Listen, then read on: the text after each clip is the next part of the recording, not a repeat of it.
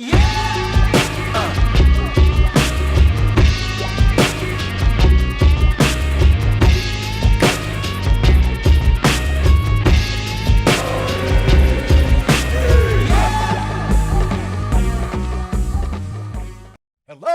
Philadelphia! I'm Bruce Buffer. It's time for the Anthony Gorgano Show! Live from the Xfinity studio. Good morning, good morning, good morning. Well, a happy Wednesday to all across the Delaware Valley. Well, after that frustrating game last night, I knew Wheeler was going to pitch a gem. I just knew it. I knew that he was going to pitch a gem. How many of those gems have they wasted? And the minute, listen, Dodgers are smart, right? The Dodgers shuffled the rotation, and when Ohtani had the knee, they reworked the rotation, and they threw Robolewski, and then tonight's Lauer, two lefties, and I don't know, man, they just cannot hit lefties. Like there has to be, and I'm starting to come around to VG's line of thinking. Like I always, thought they needed a right-handed bat, but they just have to get somebody that can hit from the right side. Have to. You just don't have enough. You watch these lefties, and you just can't get anything going. And that's the fear. Like and when I always say, like, look, the Phillies are in it because of the three starters, right? Because of Sanchez, Wheeler, and Luzardo. And I believe that. Like, I believe that you could win a series and you can win a World Series off those three arms.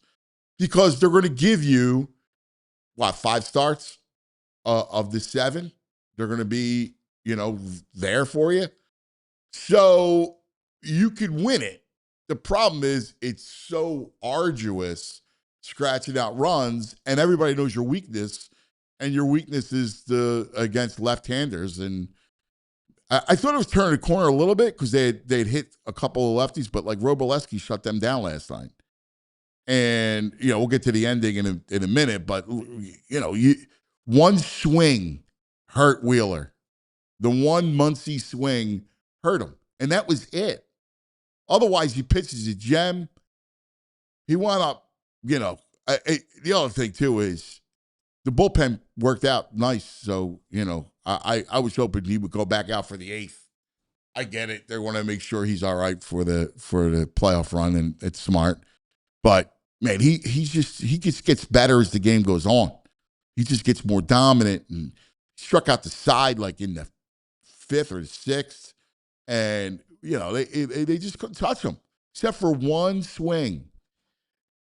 And then when you're at the plate, you just struggle, right? You just struggle. And they're going to wind up getting back Glasnow and their other guy. Snell, thank you, VG. And, it's going to push guys to the bullpen. And, they got a 2-inning save last night because they just left the lefties in there. Then, of course, you're right there. You're right there. So the Crawford thing, I don't know why he didn't score on the double. I was talking to VG, bro. I said the same thing last night. Like, you got to score on that double. On the JT double, Crawford's got to score. So he gets held up at third, and, I get you're going on contact, but you got to read that. Those guys, third base coach, everybody's got to read that. And then JT can't go back. Like, once he sees Crawford go back, like, you got to go. So somebody is at the base. So at least you're still alive with an out, and it's not a double play. At least you got a runner on third with 2 outs, and then I know you need a hit, or you get a wild pitch, but you got to keep the pressure on, and you got to at least get somebody at third, not go back to second. Between the base running and the fielding, that's what gives you pause, right? Because those things got to get buttoned up. That's how you win, especially when you're not going to be able to count on your bats against lefties. Against right-handers, they just feast. Marsh, everybody feast. But against lefties, man, they just struggle. They struggle mightily. Lots to do today. Corey will join us to talk about this whole series and then look at the Yankees coming in. And, it's a shame because that was one you wanted to win. You got Nola tonight now. Now, you got Lauer. He's a lefty. He's a crafty, veteran lefty. Those kinds of guys give me worry and concern because they just struggle against lefty slop guys. Now, he's nothing special, so hopefully you get to him. And then you got Nola, who has pitched well, but you are talking about the Dodgers lineup and all those lefties. Like, Nola's going to have to navigate Ohtani and Freeman and Muncy and Dalton Rushing. Like, those are all lefties that can drive the baseball. So they're going to probably stack Edman, who is a switch hitter. They're going to stack their lefties against them, and we'll see. Hopefully, he can keep up the decent starts he's been having. Good morning, VG. Good morning, buddy. I'm bummed today. Are you? Yeah. I went down. We talked about it yesterday. I went down to the ballpark last night. The gouging has got a threshold with me. I can't take it anymore. The no LeBron going to Miami with that leak heat thing's got me bummed. We'll get to that, yeah. JT's our smartest player. He becomes a dope. And the bats are the personification of everything I've said. We saw 2 games now. Sanchez held them to 3 runs. Wheeler held them to 2. And they just don't have. They had the best the first night, but that's Emmett Sheehan, and his ERA is like well over 5. So he actually is not bad. But the point is, he's got good stuff. The Phillies beat up right-handers. Like, they're good. It's a good lineup against left-handers because it frees up Schwarber, Harper, and Marsh. Yeah. So it's just like I don't know. I can't slough it off. But again, the problem. You know what the problem is? The problem is left-handed start pitching. Yeah. And last night's everything's like you're gonna have to score 3 runs to beat the Dodgers. And I don't know. Rowileski, like I don't understand how I get that he's good, but I don't know how he's so dominant against the Phillies. He's got 16 strikeouts in 2 games. And his whiff percentage is like 12. He's in the 12th percentile at whiff. Well, A, this lineup strikes out. Yeah. B, look what he does, right? He changes speeds really well, and he hits spots, right? So he gets a lot of swing and miss from the Phillies. Bazillion. Because of that. No walk. One walk in 2 games against the kid. Because he's around the zone, and he's again, command is everything, right? And when you're looking at a lefty that could spot and change speeds on you, like that's what kills them. Yeah. And they're going to have to That's the recipe. Again, we talk about this all the time, every day, every other day. It's like, well, who's the right-handed bat you're going to get? Yeah, I don't know. That's Dombrowski's job, and he stinks at it so far, so we'll see. Yeah, well, listen, this team is going to be his swan song, right? Like, this is going to be what he's known for. Like, can you do it? Like, you got all the resources in the world. You got stars everywhere. You're going to be able to do it? Right now, I don't feel confident in him. I was talking to Charlie yesterday for a while, and it is amazing. We were talking about this idea of the right-handed thing, and he's like, I mean, Anthony, we got to get somebody on the other side of the plate, on the right side of the plate. Anthony, I mean, come on, look at him. It's true. There's rumors about it. Was it Heliot Ramos? Yeah, from the Giants. He's got an on-base percentage of like 290 or something. I mean, he does that lead off. He's got some power. You need someone who gets on base consistently. I mean, you need power too. Right. He's got some pop in his bat. And you remember, he plays in a yard where the ball doesn't go because you're on the water and it's colder and the ball doesn't. There's no humidity in that where the ball. It's not hot, so the ball doesn't travel. So Ward's 400 OPS looks better to me. I just don't know why they would. You're going to do that yet? I don't know. Because again, the problem is all these teams are not the Giants, but the American League teams are in it. No, I know. So you're going to need 5 runs a night. You look up Lauer, the Phillies versus Lauer.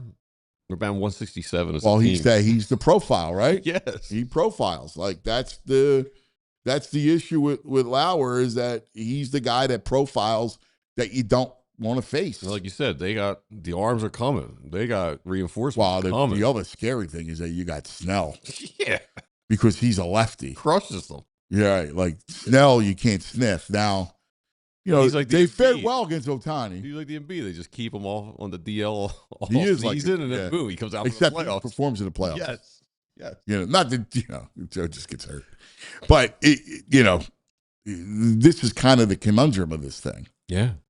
Now, It's depressing. yesterday, I'm sure you saw it. Yesterday, there was a leak. There was leakage yesterday. So the Miami Heat tweeted out the link for the press conference for LeBron James on July the 27th. Mm-hmm. And they quickly took it down. Sure. Now, Shams was like, yo, what's up with that? Because people saw that.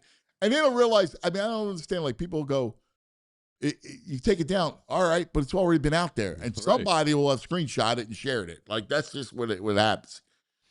So, their response was, that was just nothing, mistake, everything else.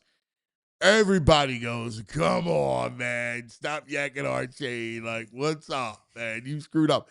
Now, the only hope is that LeBron gets pissed at the mistake. Yes. And he's like, yo, guys. Because Rich Paul's everywhere saying nobody knows. Right. Nobody knows. And it looks like fools if it ends up being the Heat. Well. And they already put it out. Right. And you're like, come on, man. And then the other aspect of it is Adam Schefter.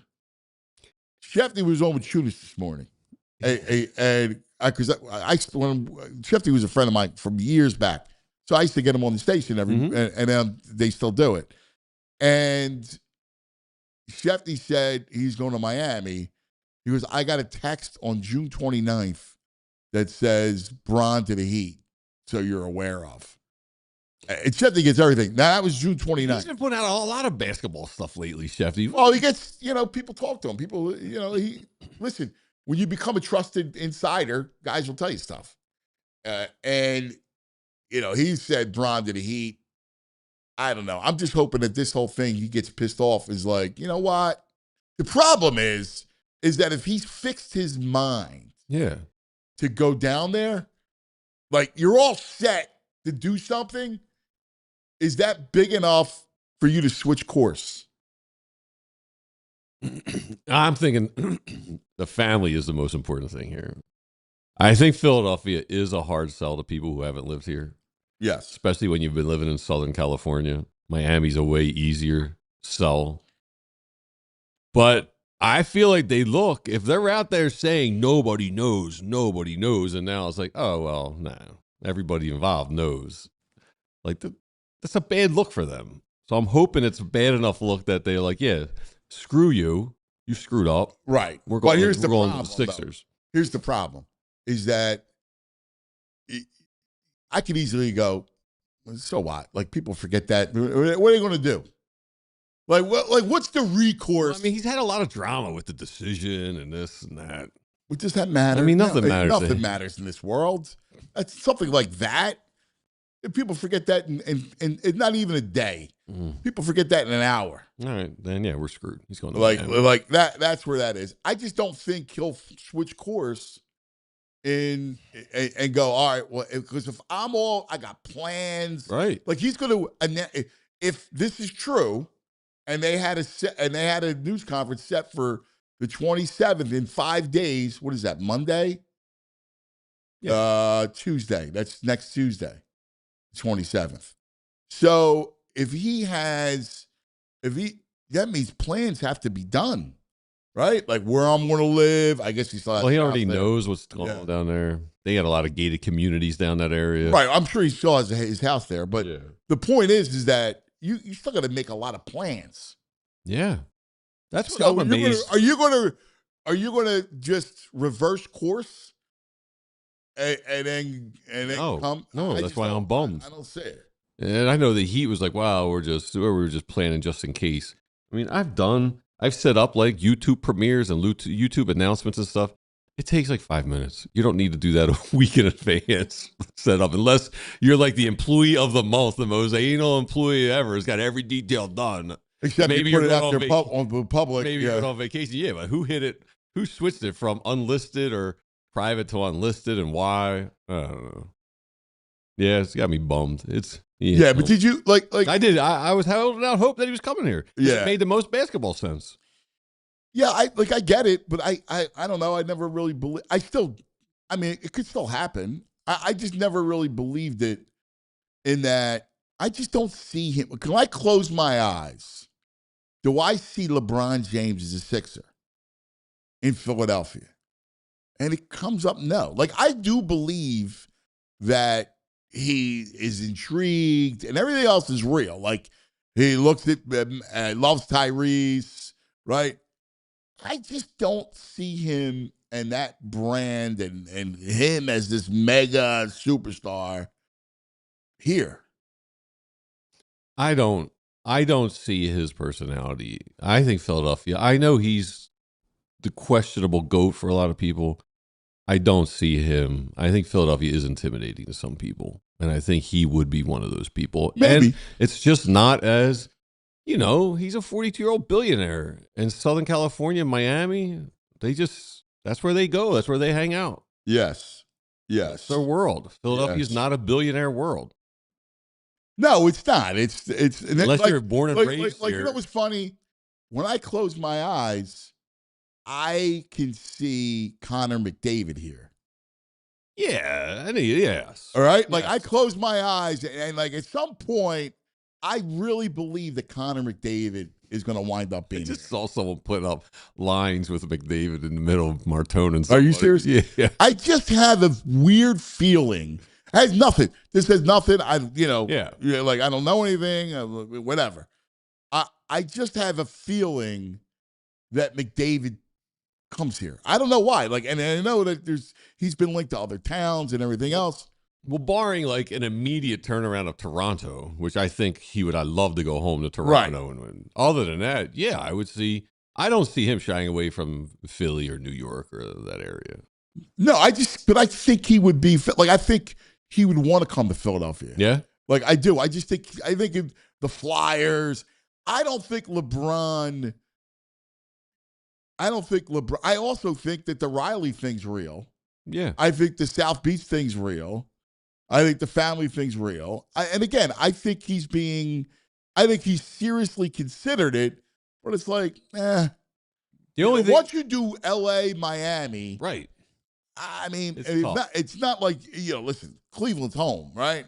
So you're not going to come to Philadelphia. I just don't, not at that level of brand, the global brand that he is. I just don't know. The only thing that makes sense is I don't think he'd be to win a intimidated.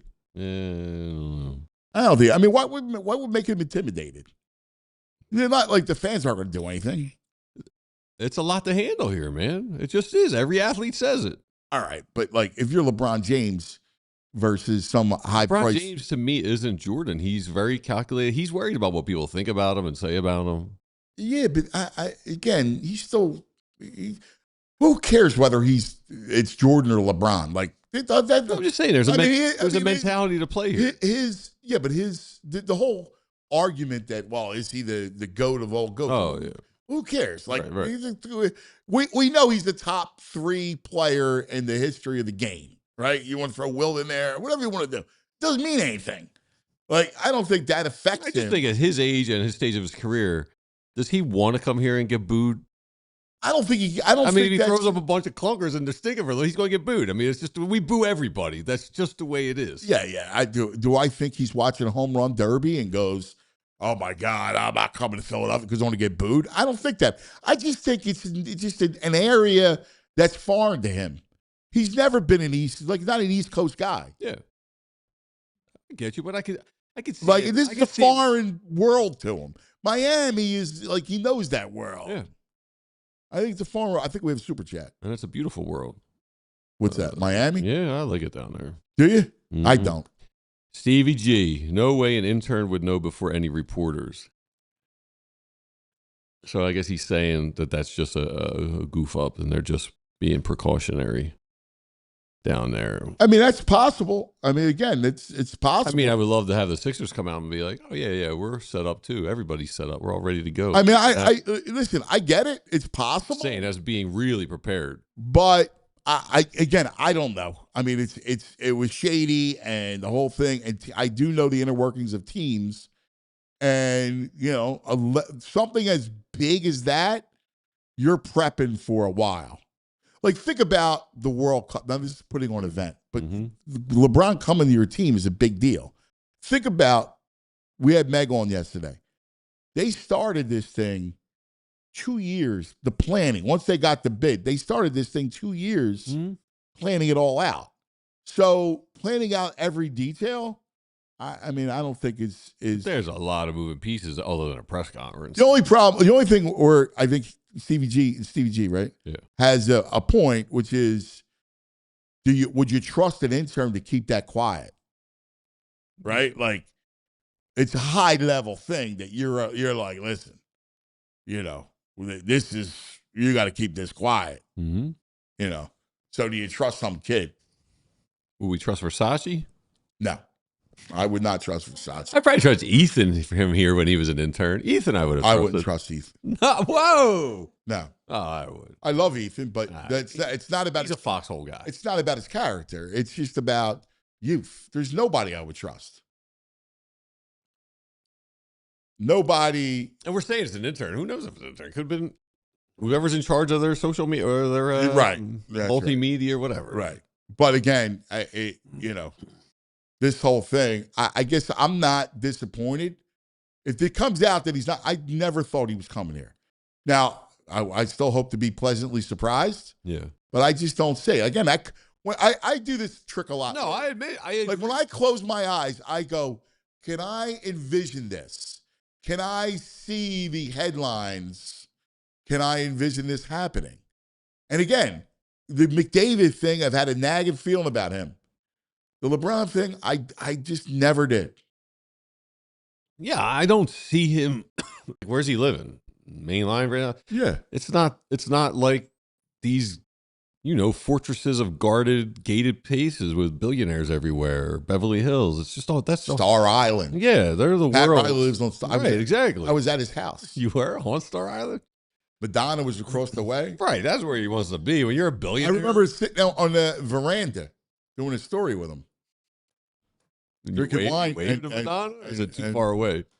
What's that? Could you wave to her, or was she too far away? No, you could wave to her. Yeah? I mean, you got to say it, but, I don't know where she was, but it was, this was in the 90s. He was smoking cigarettes and drinking wine. Oh, nice. Nice. Like, he was cool. Like, I thought he was the coolest guy ever. Yeah. But the two greatest coaches that I've ever sat with that I was like, whoa. Riley, Parcells. Oh, I can see that. That I was just like, oh my. But totally different, right? One's like cool and like slick, and the other guy's like intimidating and big and rough a little bit. Yeah, but they both had it. Riley was tough, man. Don't get it twisted. Yeah. Like Phil Jackson, I loved Phil. He was a great guy. Very, very smart, like brilliant, like almost very worldly and like a Buddha. Yeah, no, he was really impressive. Riley had that intimidation factor. Riley's a good mob boss. Yes. Yes. Like, he had the intimidation factor with the brilliance. Parcells, yes, was gruff. But Parcells, man, was brilliant. Like, you could feel his brilliance. The interesting thing about Parcells is that he's such a Jersey diner guy. Oh, like, yeah? I knew Parcells before I met him. Right. Like, the archetype of what Parcells is. Yeah. Like, we grew up around him. Now, he's in North Jersey, right? Like, that Jersey diner, coffee, but just, he was incredibly impressive. I can see that. Randy 69420. Taka would put McDavid as a 3C until his defense improves.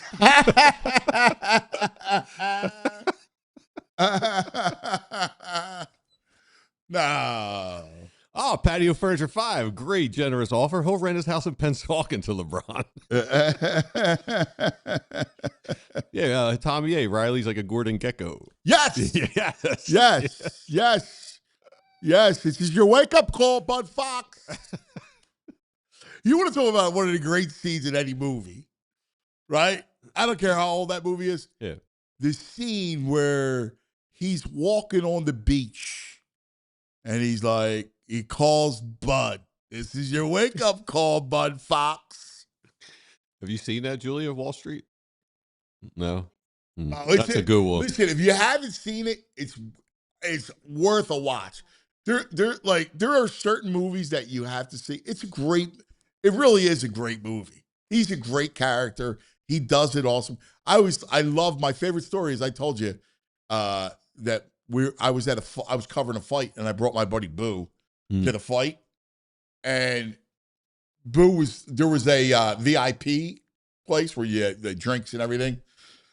Immediately you could go in there, and I was busy. I mean, I have to write. I was just like tapping, and so he was killing time. So he went to the VIP place, and he's Charlie Sheen, and he's like, standing next to Charlie. He goes, "Hey, Charlie, I'm a big fan." Blah blah blah. And Charlie Sheen looks at him, looks him up and down, and he goes, "You look like a money never sleeps kind of guy." Oh, you gotta love that. He was beaming. Boo. Yeah, dude. Boo was beaming. That's pretty cool. You want to talk about a once in a right? Wow, especially then, this was in the 90s, right? So imagine that's fresh out of the, that's fresh. That movie. Oh, our buddy Vinny. Good point here. If you're going to rig Kalshi, you need to get people excited about Miami and then put your money on Philly for a much bigger payout. Yes. That's Vinny's a money never sleeps kind of guy. Yes, he is. Right? That's smart. All right, I'm putting $100 on Philly. That's smart. I just close my eyes and go, I don't see it. I just don't see it. All right. Lots to get to today. Corey will join us. The great Mike Sielski will join us. We got all kinds of stuff. We got our Franny St. Francis of football. All right. I want to talk to him about the SEC and the Big Ten pulling out of the NCAA. Are they doing their own thing? So that's the float, right? And what if I told you about this? When I thought about college football and how I see college football, that there would be two super conferences akin to the AFC and the NFC, and that the SEC and the Big Ten leave, and then they collect a couple other big time schools and create their own world. That's what I see. Everything's out of control, man. We need some governors on the rails of things here. I was talking to Massimo, right? And we were talking about, because is he back? But I was on the phone with him, and we started talking because we're Anthony's starting to look at colleges. We got to start looking at colleges. He's going into his junior year. Yeah. So we're talking about certain colleges, and I go, yeah, everything. I said, where you want to go? He goes, I'm an SEC guy. Massa does? Yeah. He's got his eye on Tennessee. How about Anthony? What's he thinking? And I think we're looking at Drexel, the Dragons, Julia. Mm-hmm. I think we're looking at Rutgers, as Tony Soprano would say. Penn and Princeton would be the dream schools. And then maybe a BU, somewhere that has... That's pretty far. Somewhere that has paleontology. Oh, right. Yeah. Archaeology, but really those sciences, and he wants to do crew in college. Sounds like Penn to me. I mean, Penn's got that nice museum. I mean, Penn would be great, but that's a Drexel museum. The natural history or whatever they got out there. Drexel. Drexel. Yep. Trust me. Yeah. I slept over. Why do I get in there free with my Penn card? Maybe it accepts all universities in the area, but it's Drexel, yeah. Yeah, Jules knows. Jules rules. You know how many times I slept in that museum? Take a guess. 3. 4. 4?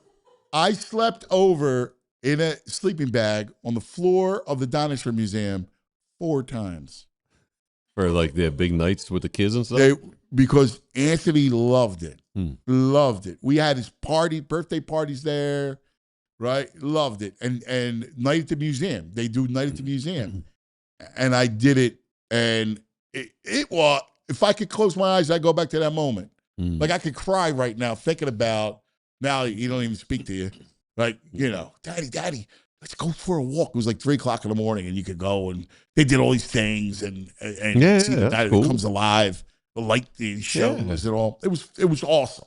It was actually one of the great things that we loved it. Yeah. Loved it. So Tuesday when I was at the South Street Beer Garden, a listener came up, Johnny came up to me and he was saying how much he likes the show, but he's like, don't tell Cuz not to sleep on Crew. He's like, I'm a Crew guy. He's like, Crew got me to college. Wow, that's awesome. Yeah, I'm not sleeping on it. Believe me, he loves it. So you know, I do whatever he wants. Like, dude, I'm with you. Yeah.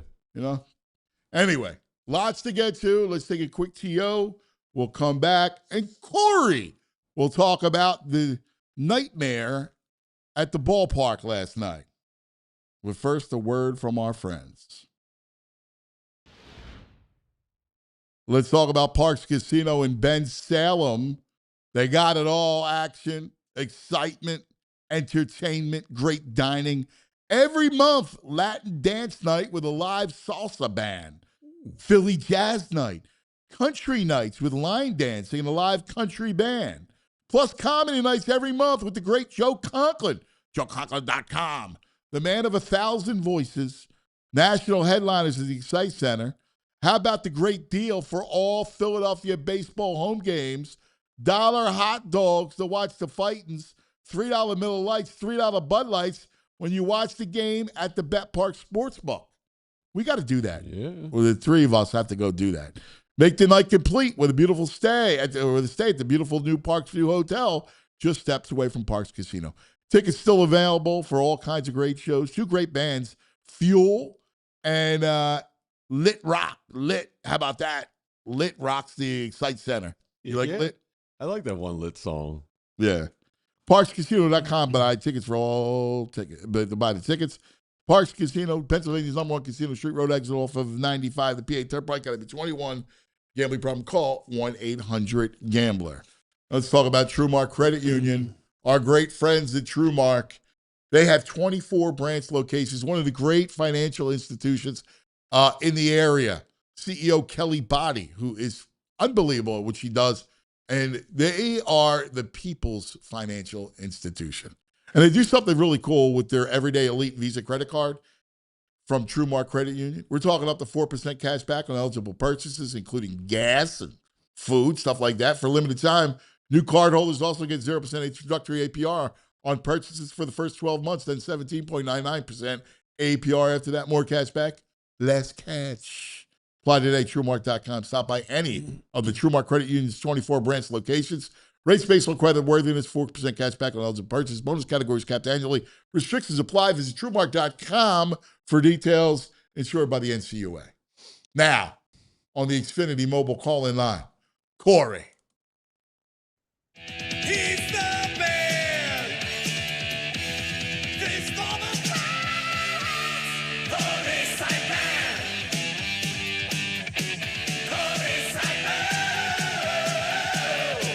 Corey Sielski. There he is, the great Corey Sielski. How you doing this morning, He have a great cuz? way about him. I love Corey's vibe and energy. I did the show with him Friday. It was a great time, man. You It got a was great fun. way. I love people's way, like the vibes they give off. You know how good his vibes are? I went down late to the game last night, and my other buddies bailed out because they didn't want to sit through the rain. I texted Corey. I was like, oh, if he's down at the press box, I got nice seats. So I figured they'd come down, sit with me, hang out. That's how I was like, I want to hang out with Corey outside of here. Yeah, because he's got great vibes. Did you I go down appreciate there? that, He fellas. wasn't down there. Yeah. No, I was staying far away last night because of the tornado watch earlier in the day, and I wasn't sure if that game was actually going to be played. And the Phillies are probably wishing that it wasn't played because we're probably all wondering what the hell happened last night to end that game. All right, let's go through it, Core. Give me your 50,000-foot assessment. First of all, you should have scored on the double, by the way. Yes, that double went all the way to the corner in left field. Honestly, my first thought there was that Alec Bohm probably should not have been on first base at that point in the game. That like maybe that was a spot where a pinch runner would have served a purpose. But you know, the play where JT Realmuto gets thrown out back at second base. The big picture, what I'll say first is that late game situations like this between the Phillies and Dodgers, it seems like one team executes and the other doesn't. You know, Yeah. and it's hard not to just immediately go back to the Orion Kerkering situation. I know that was a defensive play on the other side of the ball, but similar thing where it was just a mental block. It was a brain fart at the wrong time. And probably because of the amount of pressure that a team like the Dodgers puts on you, where you have to be perfect, where you're often in these tight, low scoring games if you are ahead. And JT's explanation last night in the clubhouse to reporters was that he just did a miscalculation, that he thought that Crawford would be able to get back to third base, and at that point JT would need to retreat. But even in that situation, even if in that split second that's how JT interpreted the play, there was still so much more risk to what he did than simply standing at third base. Like, let yourself get out in that situation if you think Crawford's going to slide back in safely. That way there's still only 2 outs and you have a chance to win the game. Exactly. And don't you think also part of this was because Crawford seemed to do the right thing. If you know you're going to be out, getting the rundown so Marsh can get the second and your second and third. Marsh is just standing on first base. If Marsh is on his way to second, JT doesn't even think to go back to second because Marsh is heading that way. Yes. So it's like there's multiple boneheaded plays here. Yes. Crawford, although he's getting called out, kind of does the right thing where I'm buying time, hoping everyone gets the second and third with 2 outs. Crawford didn't do anything wrong on that Right. play, in my opinion. Yeah. I don't know if there was The enough only problem time. is, like, you want to make sure you get deeper before you go back to third. Right. Like, before you turn and go back to third, like we teach the kids all the time, you got to try to get as deep as possible before you're going to be out. And you're right, he did the right thing, but you got to get deeper toward home before you go back so that the runner at second can read the play and give the time for him to get to third. Right. It creates a longer rundown, because I was just going to say that I don't know if Marsh would have had enough time to get all the way to second base, because while it seemed like that play was developing in slow motion, it wasn't quite as long as some rundowns that enable the back runner to advance a second base there. Crawford was running on contact. Some people would say, why was he running on contact? Situation like that, if the ball was anywhere else on the ground in the infield as opposed to right at the third baseman or maybe hit sharply to the first baseman, he's scoring there because the Dodgers had the middle infield back. Like, the Dodgers were conceding a run there for a tie game to try to go to extra innings or to try to, stave the Phillies off with a double play there. But Crawford, wrong place, wrong time there. He runs on contact. He's thrown out at the plate. It's just a shame because it seemed like the Phillies had something brewing there against Tanner Scott. They had 2 well-struck balls against him from Bowman and Realmuto, and just another disappointing loss, another head-scratching moment. And honestly, from a player in JT Realmuto who you would expect would know better than that, even if it's a rare situation, that might be a situation that JT's only dealt with in his major league career like once or twice over the course of a decade plus. But still, you have to be thinking ahead, and you just have to be better executing in spots like that. And I guess better now than October, but it's still, you wonder if like the Dodgers are in the Phillies' heads to an extent. Yeah, the other aspect is, and I had this conversation with Charlie yesterday, what is lost in baseball, and particularly with this team, is they don't do things smartly, right? About like hitting behind it. You got to pull the ball. Like, if you're Marsh, you're right. Like, if you're going to go on contact, then you got to yank the ball to the other side. Yeah. Well, I think honestly, Marsh is struggling to a point now where, especially against like a tough lefty and Tanner Scott, he's just trying to make contact. I think he was just trying to make contact in that spot. Which is why you don't go on contact. Right? That's like, probably there's the argument, right? Like, you go, if I got a lefty and I know it's a problem and he can't yank the ball because you need to pull the ball to the other side, and there's a issue there, then I got to read the play. Yeah. And the Phillies also last night, I know Brandon Marsh has been really hot this season. He was an all-star. They could have pinch hit for him in that spot. They had Derek Hill on the bench. The only guy they had used off the bench last night was Justin Crawford. And Don Mattingly was asked about that last night. Like, did you think about pinch hitting for Marsh in that spot? And he said, considered it, but he's been so good for us this year. It's kind of a circumstance where the faith and the trust that you place in the guy maybe didn't pay off. Like, yeah, he has been really good, but he's not the same guy right now that he was 6 weeks ago. But you can't have it both ways. Like, in order to continue to develop that confidence as an everyday player, you have to let the guy hit in those situations. I would have done the same thing. I wouldn't have pitched hit for him. I would have. I ride or die with him in that spot. Well, Hill was in center field, so he wasn't on the bench. Hill. Sorry, I misspoke there. But but the only player they used throw to get Ohtani out. Yeah. Right. Sure. Yeah, but still, you had options you could have brought in off the bench there, and it just it's a mixed bag there. It's like you can't not play these guys against lefties and expect them to contribute, but it also highlights the need come October for that right-handed bat, because ideally in October you have another viable right-handed piece that you can bring up in that spot. The Phillies last night facing Robleski, who shut them down for the second time this season. The Phillies are now 12-18 this season against true left-handed starters. That doesn't include openers. So when they face like an actual lefty starter, they're 12-18. And that's even with going on a bit of a decent run. Like, they beat Skubal before the All-Star break. They beat Andrew Abbott, Noah Cameron. But for the most part this season, this has been like a bottom third offense. The Phillies ranked 25th in batting average, 26th in OPS against lefties. And this is a lefty-based offense. You're going to be facing a lot of tough lefties in October, too. Yeah, that's the thing that concerns you. I mean, obviously. And it's what the Dodgers aren't stupid, right? When Ohtani couldn't go and they shuffled the rotation, they go Robleski and Lauer tonight. So you got to face another one of these, and he's one of those veteran, which 100, right? One of those crafty. I hate those guys, right? Those crafty lefties. Jamie Moyer was the prince of a guy, the whole thing. I used to hate when he pitched. And he was effective, especially against the Marlins. But I just didn't I just hate that style. Oh, feels so slow.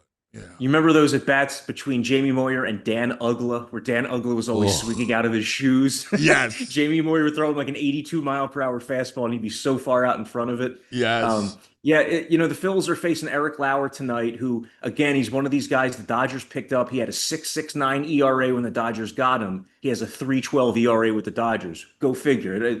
Everybody they pick up, they seem to fix. But, Lauer's not going to strike anybody out. He's not quite as tough as Robleski last night. So I could see the Phillies getting to him a little bit more. But, the rest of this week, for example, in the Yankees series, you're facing Will Warren, who's a strikeout pitcher in Game 1, Cam Schlittler, who's probably the AL Cy Young in Game 2, and then you get Ryan Weathers, a lefty, in Game 3. So those are some pretty tough pitching matchups the rest of week as well. It's a good thing you have Trey Turner, who's been on fire lately. Finally, it took damn near 100 games, but he's kind of carrying this offense right now, which is important because Harper and Schwarber in the month of July, pretty much around 200 or sub 200 without a lot of power. And when they're not carrying the offense, it looks like a much different offense.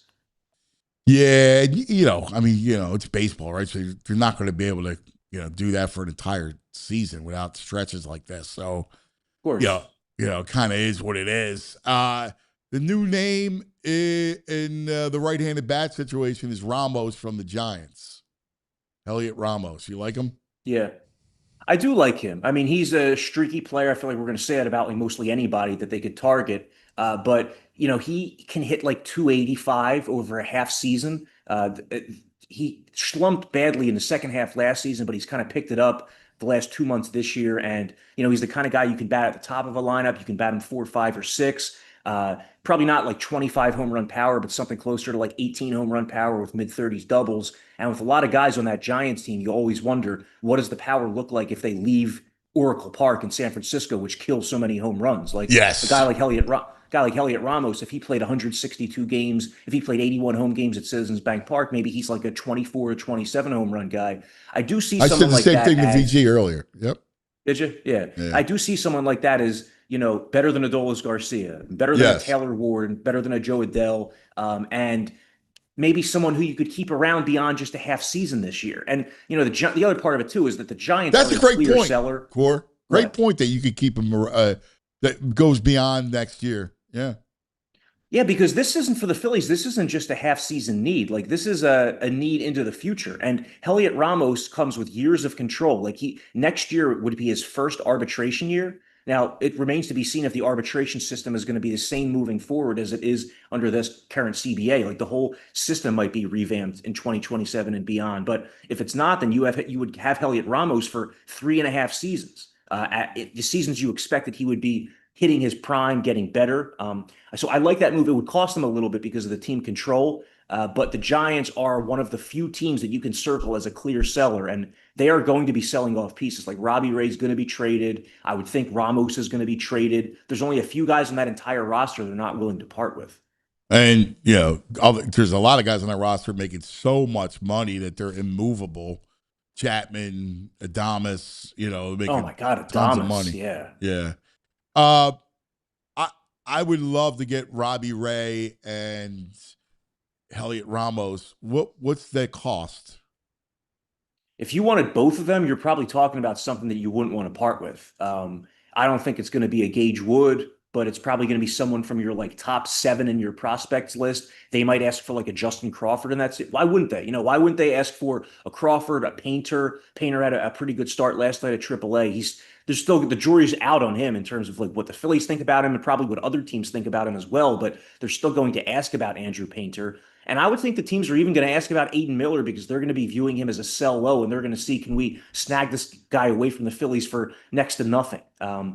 So like I don't think the Phillies would have to dangle a Gage Wood or a top prospect in a trade, even if they bring back 2 pieces from the Giants, 2 veteran pieces like that, because neither one's like a supreme difference maker. I do like that trade though, because you fill 2 holes. And Robbie Ray is more than a number 5 starter. Like I said to you guys on Monday, like he would slot in ahead of Aaron Nola. And he's not a guy who goes especially deep into games. He has lately. He's been on a real run over the last 6 to 8 weeks, but he's more so a guy that is going to empty the tank within 5 innings and probably be at like 98 pitches in an inefficient outing, but he limits the damage. Like he walks guys, but he misses bats with people on base, and he's able to escape jams, and that's a valuable skill. Yeah, I would move Crawford. He's a fit in that park.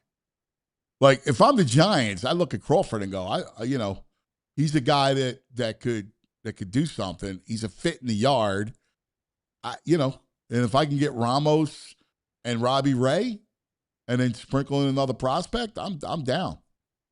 And you have to give to get, and you would need to probably remove an outfielder from the logjam if you're bringing in an outfielder in Heliot Ramos. So like Crawford would serve a little bit less of a purpose for the Phillies. You'd have to figure out who the everyday center fielder is at that point. Like Ramos has played center field some. Obviously, Brandon Marsh has played there some. Marsh is my center fielder, so yeah. That's how I would look at it.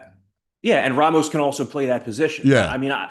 And from a Giants perspective, you could see why they would be enticed by that. Like, okay, here's a recent first-round pick, guy who's a rookie this season, who seems like he's getting his feet under him. He has speed. He has the defense. So, like, I could see them being interested. And it might take a little bit more than that. But, I just right. Like you can switch, but I don't want to trade Aiden Miller right now. Like, to me, there's no purpose of moving him this low. No. Let me ride it out with him. Let me see if I can heal him up and see what I got. So I'm not moving him. And kind of the I don't even know if he's got any value at this point. Well, but like Corey was saying, some teams may want him. Yeah. Because you got a value prop, but I don't mind giving him away. Yeah. And the same thing with Painter. I mean, I'm already in deep with Painter, so let me see if I can get out. Let me see if I can get something out of him, rework him.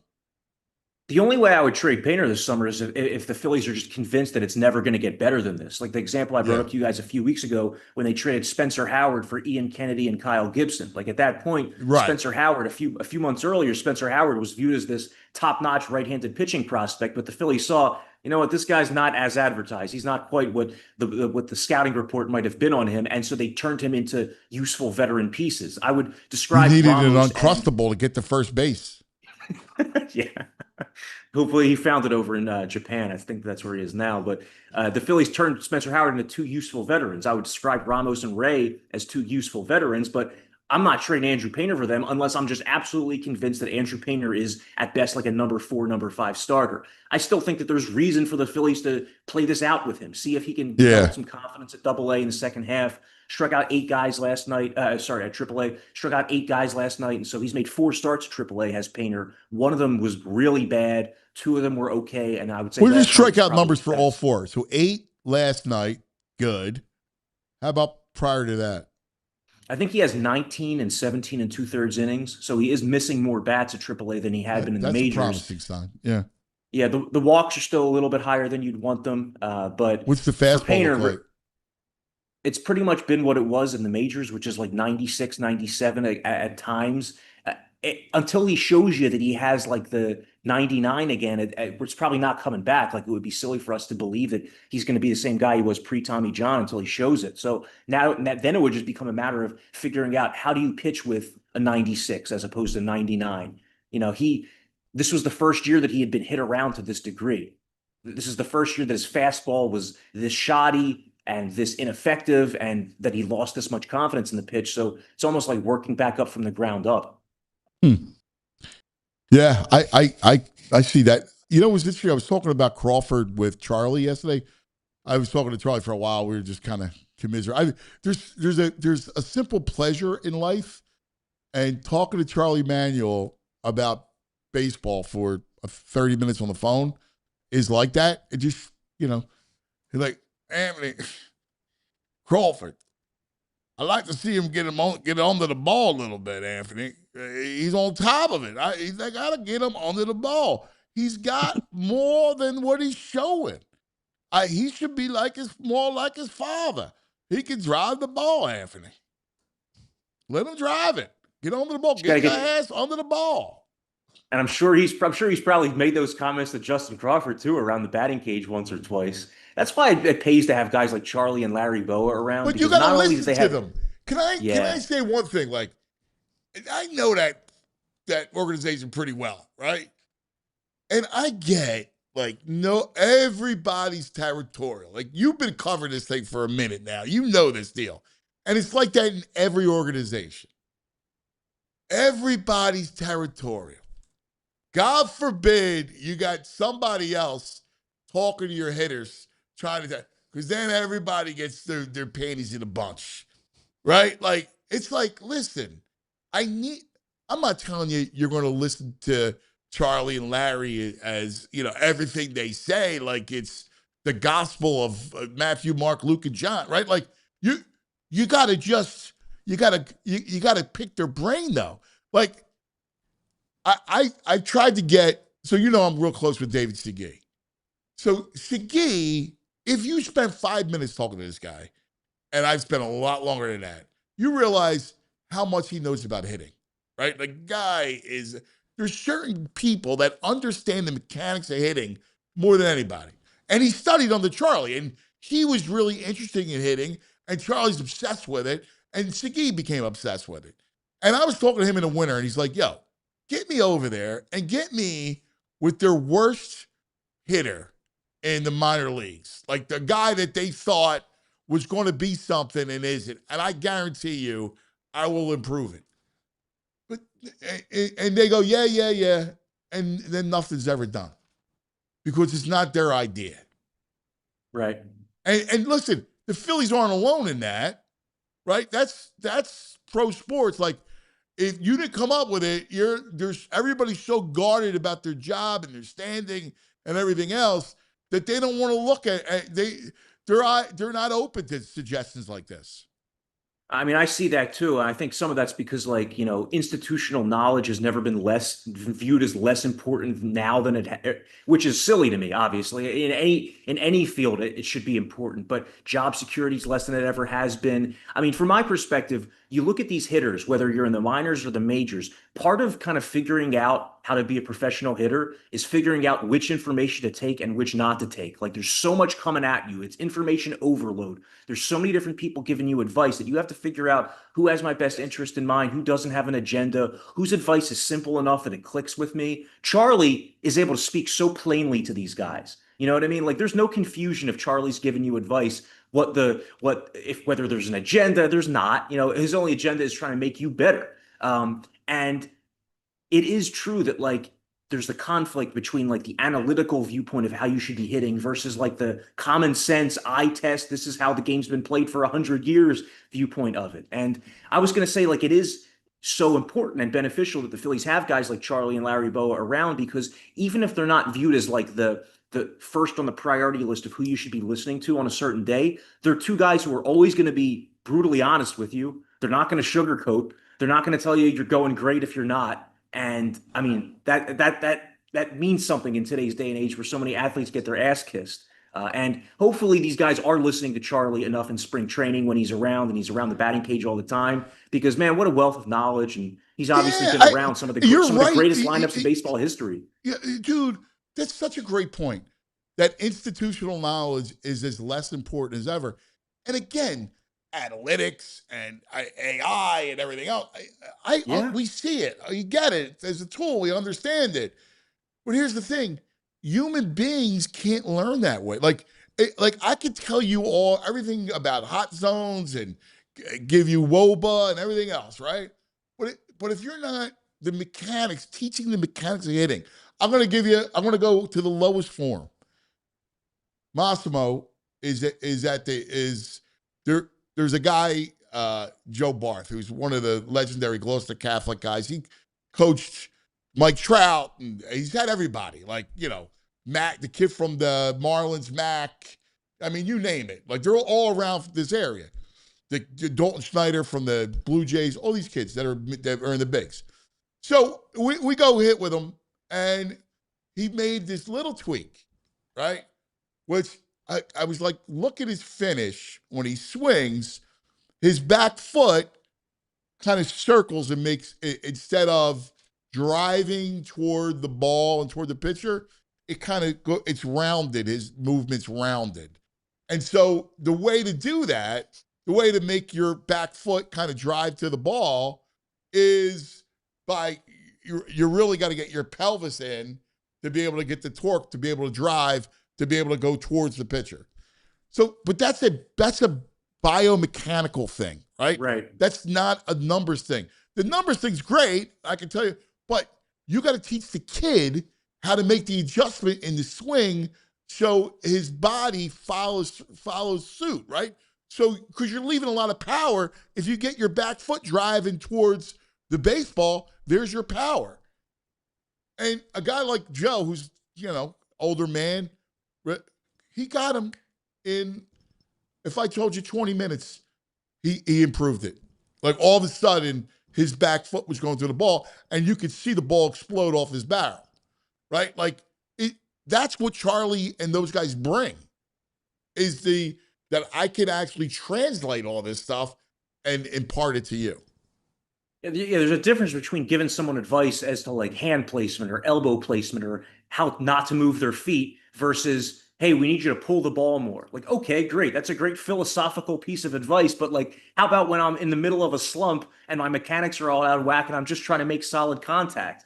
I do think, though, that's where, and I know that Phillies fans come down hard on Kevin Long because the offense goes into big slumps, but he does work on those things as well, like the mechanical adjustments. Yes. He does that as much as anybody. I got no issue with him. I don't. And listen, I think it's more about the player, but I'm talking more about development, not at this level, but in the minor leagues, right? I think their biggest issue is whatever coaching and player development they got in the minor leagues isn't good enough. Because, look, I know these kids. Like, I see these kids. I see them all the time, right? They're all good. And it's about, some are better than others and have different skill sets. But when you get them at that age of 18, 19, 20, 21, 22, it's what you teach them. It's how you develop them. And that happens in your system. And I believe that their system is not good enough. And that's why they don't have the prospects. And the proof is in the pudding, because, I mean, if you look at this 26-man roster right now, like I'm going to try to count off the top of my head all the homegrown players. Aaron Nola, Orion Kerkering, Alec Boehm, Bryson Stott, Justin Crawford, Gabriel Rincones Jr. So 6 guys out of 26. that are homegrown on their active roster. Right. And if that was closer to 12 guys out of 26 and you had a couple more like actual like useful pieces that you could put in there every day, this roster would look a lot different. Instead, you have to fill almost every hole via trade and free agency, and that's going to be the case again this offseason because you don't have top prospects or really any prospects close to the bigs who are willing to ready and willing to step into everyday roles. That's been a problem throughout the entirety of Philly's history. Right. And we talked about Spencer Howard and the fact, I mean, how embarrassing that the kid couldn't run the first base without being out of breath, right? Like that whole thing. That's got to happen in your system. And I don't think they work hard enough. From everything I'm told and hear, they baby those kids. Well, that's true across. Yeah, it's true across a lot of the minor leagues now. I mean, more so than ever before, like baseball's obsessed with peak efficiency and, maybe guys probably aren't working as hard on certain things on a daily basis as they would have in 1995 if they're trying to get to the major league level. Because if my launch angle is good enough, if I'm hitting the ball hard, even if my numbers aren't translating yet, that's good enough for a lot of guys. That's good enough for a lot of organizations. But you'd figure at one of these decades, the Phillies are going to be able to shift into the mode of like actually translating minor league success into major league success, because even the players they have developed over the last couple of decades that have arrived with a lot of hoopla really haven't panned out. I mean, there aren't too many that jump off the top of my head that like, okay, this guy came up and he actually met expectations. Think about like Dominic Brown during that era where he was viewed as the one untouchable, came up and had like the 1 month. Kyle Drabek back in that era did not pan out. No. Spencer Howard piece of it. I guess like Aaron Nola is a guy who I know now he's on people's no, he's a success story. On his hit list. Aaron Nola, yeah, he's a success story. Yeah. No, I agree. One of the things I would love to do as a special projects is a deep dive into what's wrong with the system and why they're all dead olive trees. Yeah, and what's right with other systems? Like, what is it that the Brewers are doing that enables all of these guys to get up to the majors, and even if they aren't finished products, to like have instant success, whether they're slap hitters, power pitchers? Because some organizations just do it right at such a high frequency that it makes you wonder if they're playing a different game than everybody else. Yeah. Well, yeah. What are the Dodgers doing? Like, why not just poach someone from the Dodgers? I don't understand. You know what? The Dodgers made a trade the other day that stuck out to a lot of people. It's like, that's exactly the type of trade the Dodgers make. They got Seth Halverson from the Rockies, who's this like 99, 100 mile per hour throwing reliever who hasn't been able to harness it in Colorado. I bet you in 2 years, he's a useful piece in the Dodgers bullpen. Those are the guys they target, they uncover, they acquire cheaply, and they seem to fix. Yes. Yeah. Because they develop, right? Like they develop prospects. They know how to teach the game. That'd be the first thing. If I was in charge of this organization, the first thing I'm diving into is, hey, why am I not developing guys? Like, what do I got to do down below to completely overhaul the system to develop prospects? Like, we're all gushing over the 17-year-old kid, right? I want to make sure that kid pans out, because there was another one. Do you remember? There was a 16-year-old that from Latin America who they had, and he was hitting bombs on those side fields in Clearwater, and he was hitting them into the trees. And what happened? Talking about Jalen Ortiz? Yes. Couldn't hit a breaking and ball, so he's and he's done. Yeah, I don't even think he's in professional baseball anymore. Philly signed him for like $4 million, somewhere in that range, and it didn't pan out. Like, they still have not found that superstar via the international free agent market. But it's great that you got a kid with talent. You got to develop it. Like, you got to nurture that talent and develop it. Like, if I see a kid that can hit the ball into the trees on the reg, all right, where's his hole? His hole's breaking pitch. Like, I got to work on that.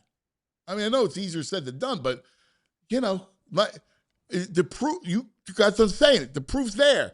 They don't develop. Yeah. And you know what, too? Like, hiring coaches, hiring player development people out of other organizations who have had success, there's no salary cap against that. So even if baseball does institute a salary cap, you can spend as much money as you want to try to bring in people who can help with player development. So whether that's poaching some coaches, or front office people away from these organizations where it traditionally happens. Maybe that's the route the Phillies have to start going, as opposed to kind of like trusting the process that they have internally. That's right. I'm completely with you. Core, love our conversations, man. You're on top of it. Love our baseball talk. Great baseball talk, man. Thank you. There's nothing like it. I appreciate it, cuz. Appreciate it, brother. There he is, the great Corey Seidman. Joining us, one of the fabulous authors. I cannot wait for the Rocky book. Oh, it's going to be great. I cannot wait to read that book. I cannot wait. I'm psyched for that book. Mike Sielski, also a great voice in Philadelphia sports, will join us coming up next. We go around the 4-for-4 landscape with Michael. That'll be coming up. But first, a word from our friends. Is it me, or does summer always make you want to switch things up around the house? Maybe finally replace that old couch you've been talking about, or give the bedroom, give it a little refresh. Well, Ashley's Summer Savings Event is the perfect excuse to do it. Right now, you'll find stylish furniture starting at just $399, and for a limited time, you can pay no interest for 5 full years, 0 interest. So whether you're updating one room or the whole house, now's the time to make it happen. Upgrade your space, enjoy those summer vibes, and shop Ashley's Summer Savings Event in-store or at ashley.com. For the past 30 years, Golden Nugget Jewelers has operated out of the very same location in the heart of Philadelphia. Customers from across Pennsylvania, New Jersey, even Baltimore, New York City have come to Golden Nugget Jewelers to find that perfect engagement ring, wedding band, or gift. Their staff is highly trained and dedicated to providing a personalized experience. I've gone there a couple of times. I had to replace a diamond in a ring. I had to get a necklace. They're not pushy. The staff is super informative. It's just a great shopping experience. They have a vast selection of engagement rings and wedding bands, along with high-end watches, fashion jewelry, sparkling diamond necklaces, bracelets, earrings, and everything else you could think of. You receive a final cleaning and written appraisal with every engagement ring purchase. And Golden Nugget Jewelers, they're family owned. They've been operating since 1987, right there on Chestnut Street at 8th in downtown Philadelphia. You deserve an expert, and you deserve the best price. Golden Nugget Jeweler, where Philly gets engaged. Visit goldennuggetjewelry.com. Is it me, or does summer always make you want to switch things up around the house? Maybe finally replace that old couch you've been talking about, or give the bedroom, give it a little refresh. Well, Ashley's Summer Savings Event is the perfect excuse to do it. Right now, you'll find stylish furniture starting at just $399, and for a limited time, you can pay no interest for 5 full years, 0 interest. So whether you're updating one room or the whole house, now's the time to make it happen. Upgrade your space, enjoy those summer vibes, and shop Ashley's Summer Savings Event in-store or at ashley.com. Sielski, here comes Mike Sielski. It's a Hoagie Hangout with our man, Mike Sielski. Wait, did I see it? Oh, wait, move it over. Yes, right there. Look at that thing. Look at it. I can't wait, Mike. I can't wait to get my hands on it. These are the galleys. This is the kind of rough advanced copy. Let me try to center the camera here. Stay There we right go. there. Look at that. Oh, Got them my outside God, the I art love museum there. So I will send you a copy, cuz Please. sending them out to reviewers and people trying to drum up interest now. It's kind of a weird line to walk because the book doesn't come out until November. So you want it to be on people's minds, but I don't want to hit them over the head with it too early and they get tired of it. You let me know what you need. Review, whatever. I don't know. I'll do whatever you want because I can't I can't wait for it. Do me a favor, make up a sandwich board and just stand at the corner of Broad Market with like a picture of Stallone and the book cover and, goingthedistancebook.com and, that would be a big help. You got it, buddy. I got you. I'll do whatever I could. It'll be a virtual sandwich board on on X and Instagram. All right. Sounds good to me. But I cannot wait for it, man. I know the work that you put in it. It's such a great tribute to Philadelphia and that iconic film that gave a city a personality. It's a huge book. It's like because the movie is bigger than a movie. It's funny. I had a conversation with Peter Farrelly, who directed the I Play Rocky movie. Yeah. And I was explaining to him, like, what it meant to the town. And, like, he understood, like, he's from Boston, bright, brilliant guy. But I'm like, you really don't get it unless you live here about that movie and its impact on people, on a huge, region of this country. Yeah, and I get into all of that in the book. I appreciate you saying that. Let me tell you a quick funny story. When the trailer for I Play Rocky dropped last week, I'm watching the 2 minutes and I'm like, oh, wow, Anthony Ippolito really looks like Stallone and really sounds like Stallone. And then I see that the actor and playwright, Tracy Letts, who was in Ford versus Ferrari and he's won a Pulitzer Prize, he's playing one of the studio executives. There's a scene of him in the trailer.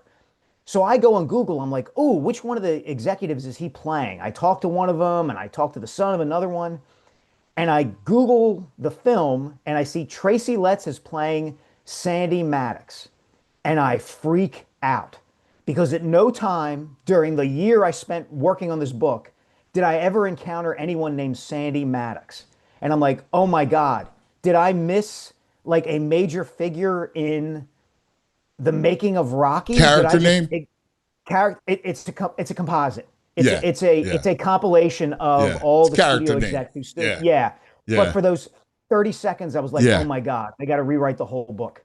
Yeah. No, I could imagine the pang of fear that you would get when you're like, wait a second, I don't know that name. I know every name that's associated with the film.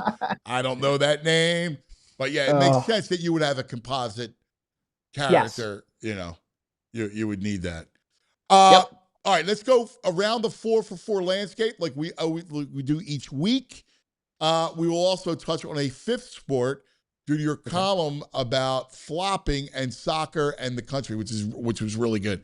But first, let's start with LeBron and the slip up on the Miami Heat. YouTube. What's your read on this situation? I think it comes down to what LeBron wants ultimately.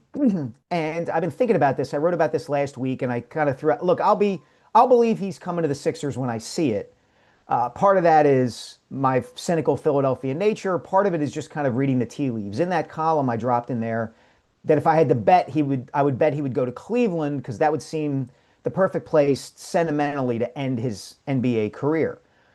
But Miami also seems a certainly viable possibility for the setting, for the basketball, the fact that you've got Giannis there.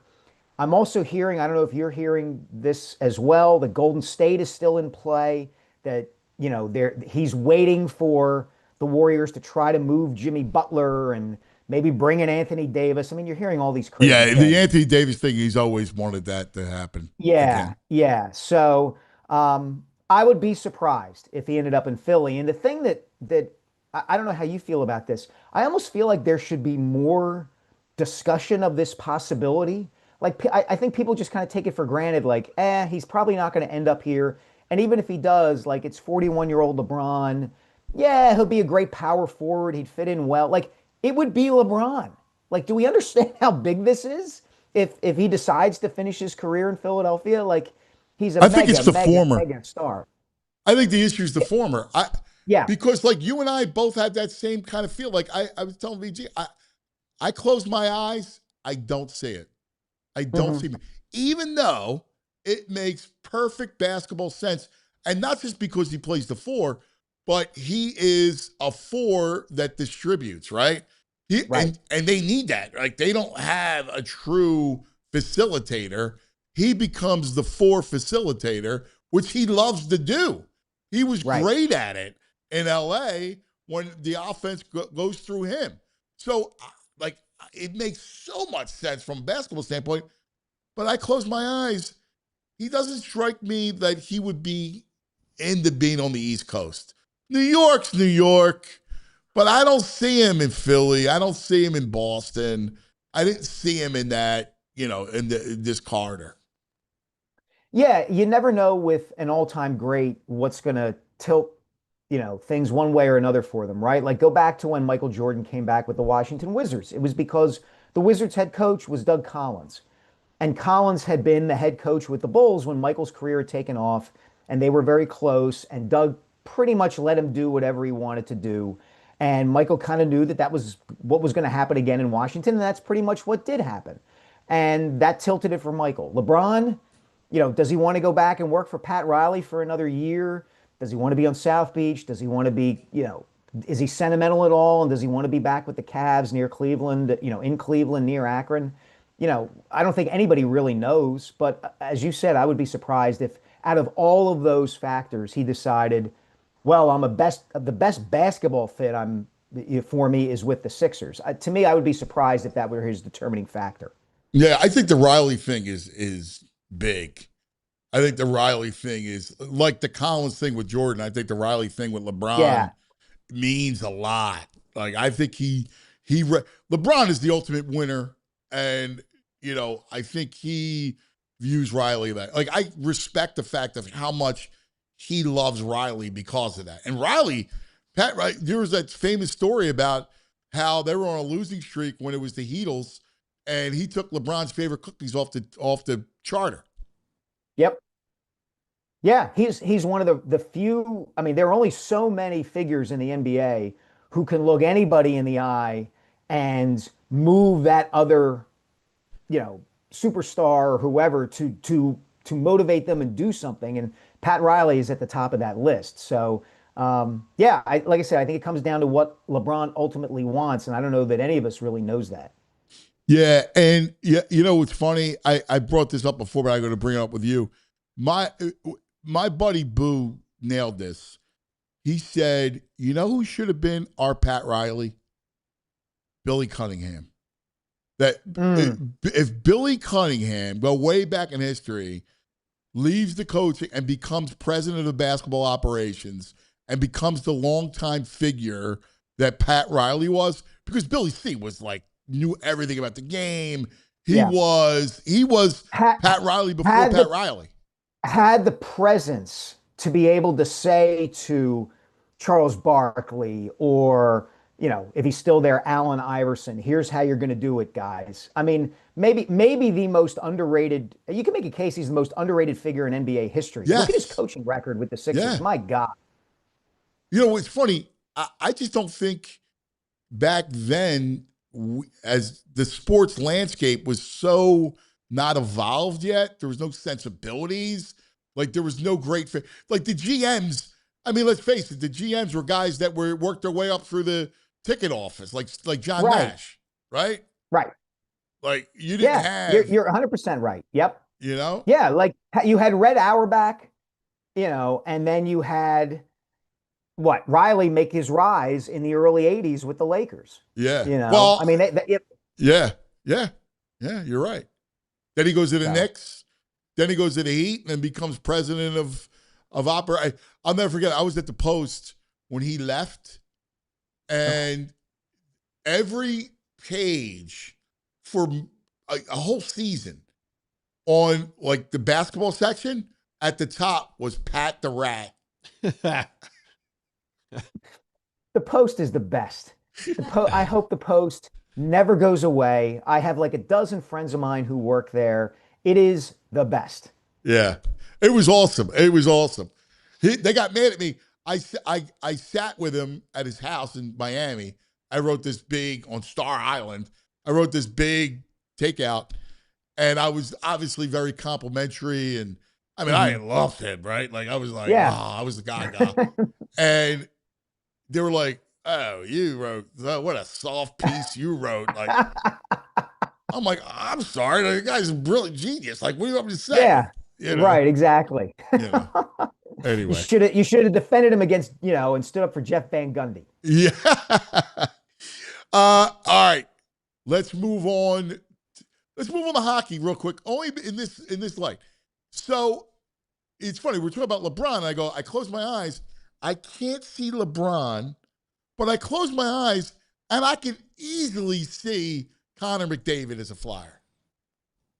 Yeah, because Connor McDavid's getting exasperated and tired of playing in Edmonton and coming close and having it be all about him, right? Like he's the hockey version of LeBron in a sense. Except that in hockey, as everybody knows, one guy can't really carry a team to a Stanley Cup. And who knows what's going to happen between him and Mike Babcock, right? Like, Mike Babcock is a famously disagreeable, to put it kindly, head coach. And there's no guarantee that they're going to hit it off and that McDavid's going to want to stay there. And even if they do hit it off, there's no guarantee that, McDavid will want to stay at Edmonton, given how close they've come and some of the mistakes that franchise has made over the years in not building a contender. So, yeah, I think, it's nice to dream that, and it's definitely certainly more viable, I think, than LeBron coming to the Sixers.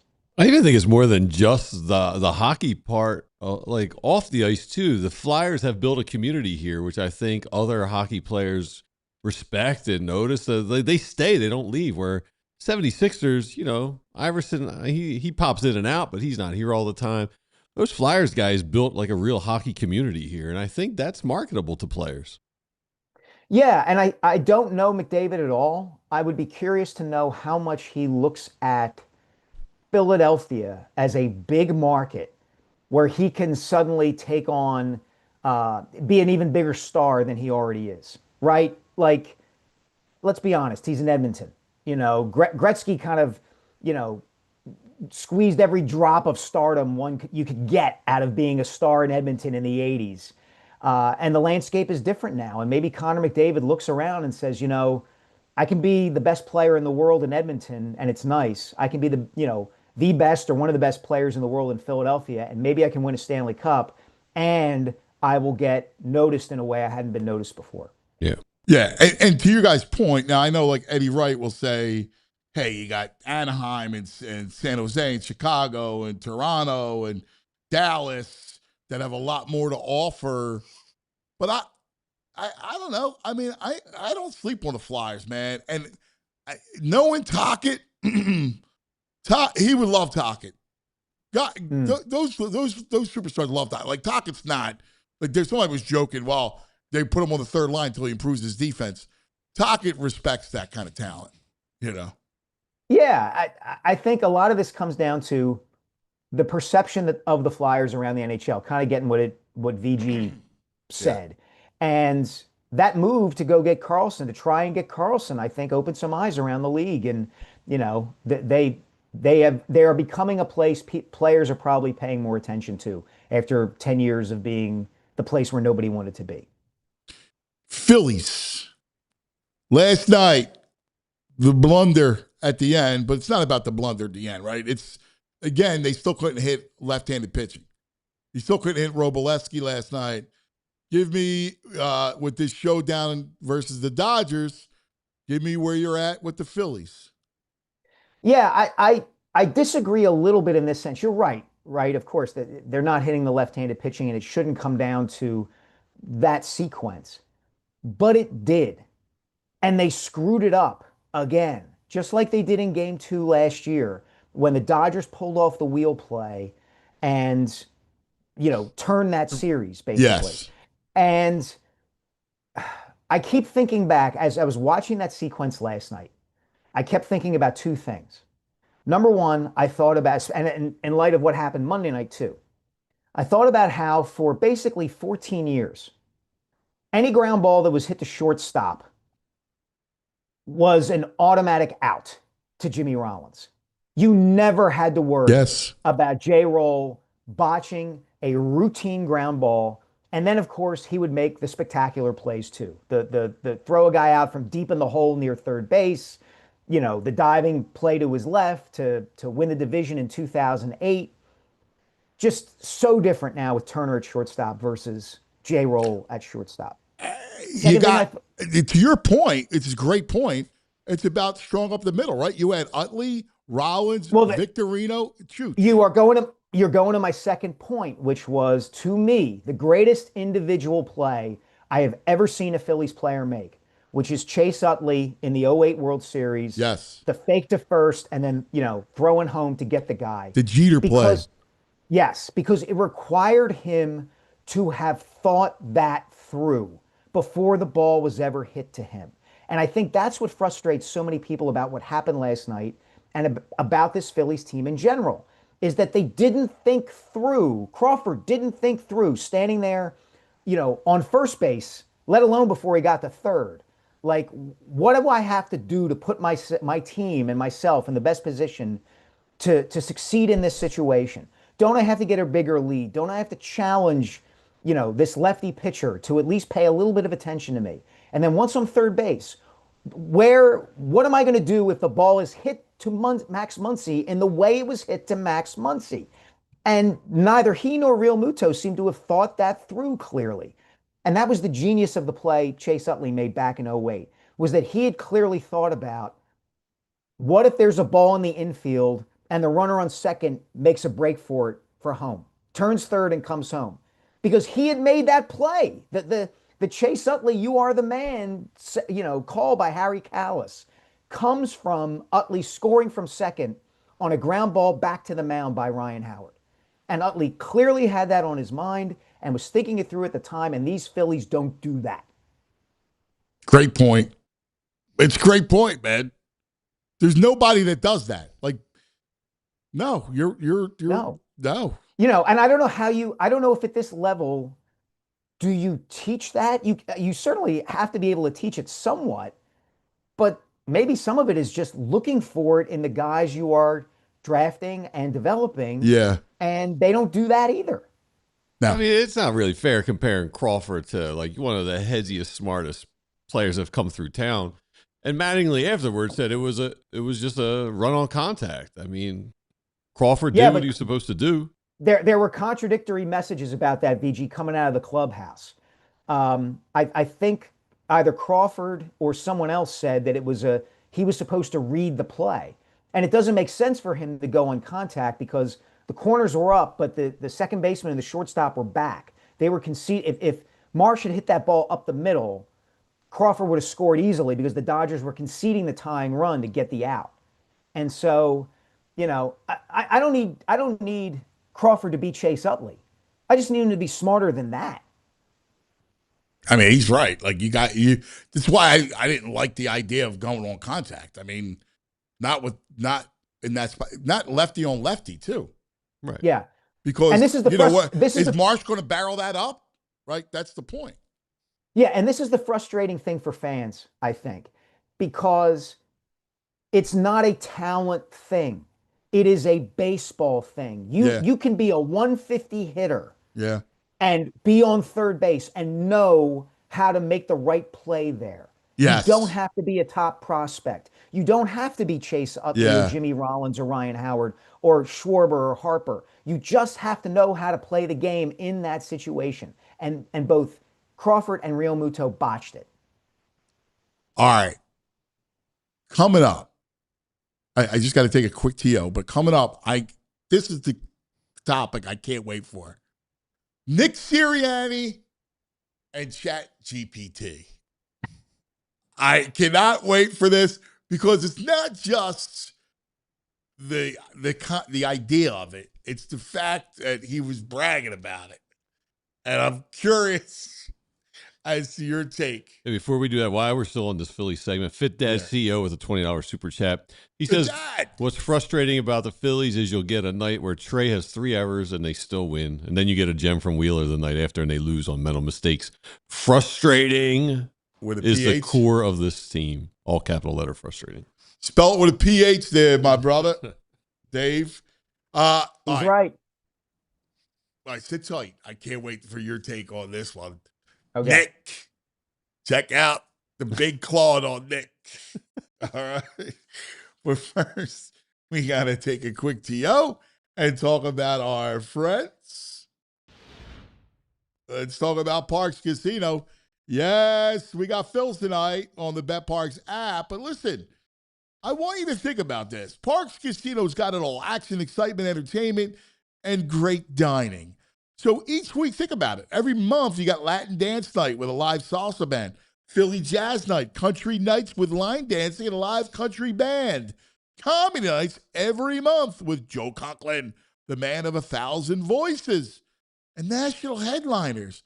How about like tonight when the Fightins are at home, you got this: $1 dogs, $3 Miller Lights, $3 Bud Lights, while you watch the game in the BetPark Sportsbook on that incredible wall of screens. It's amazing.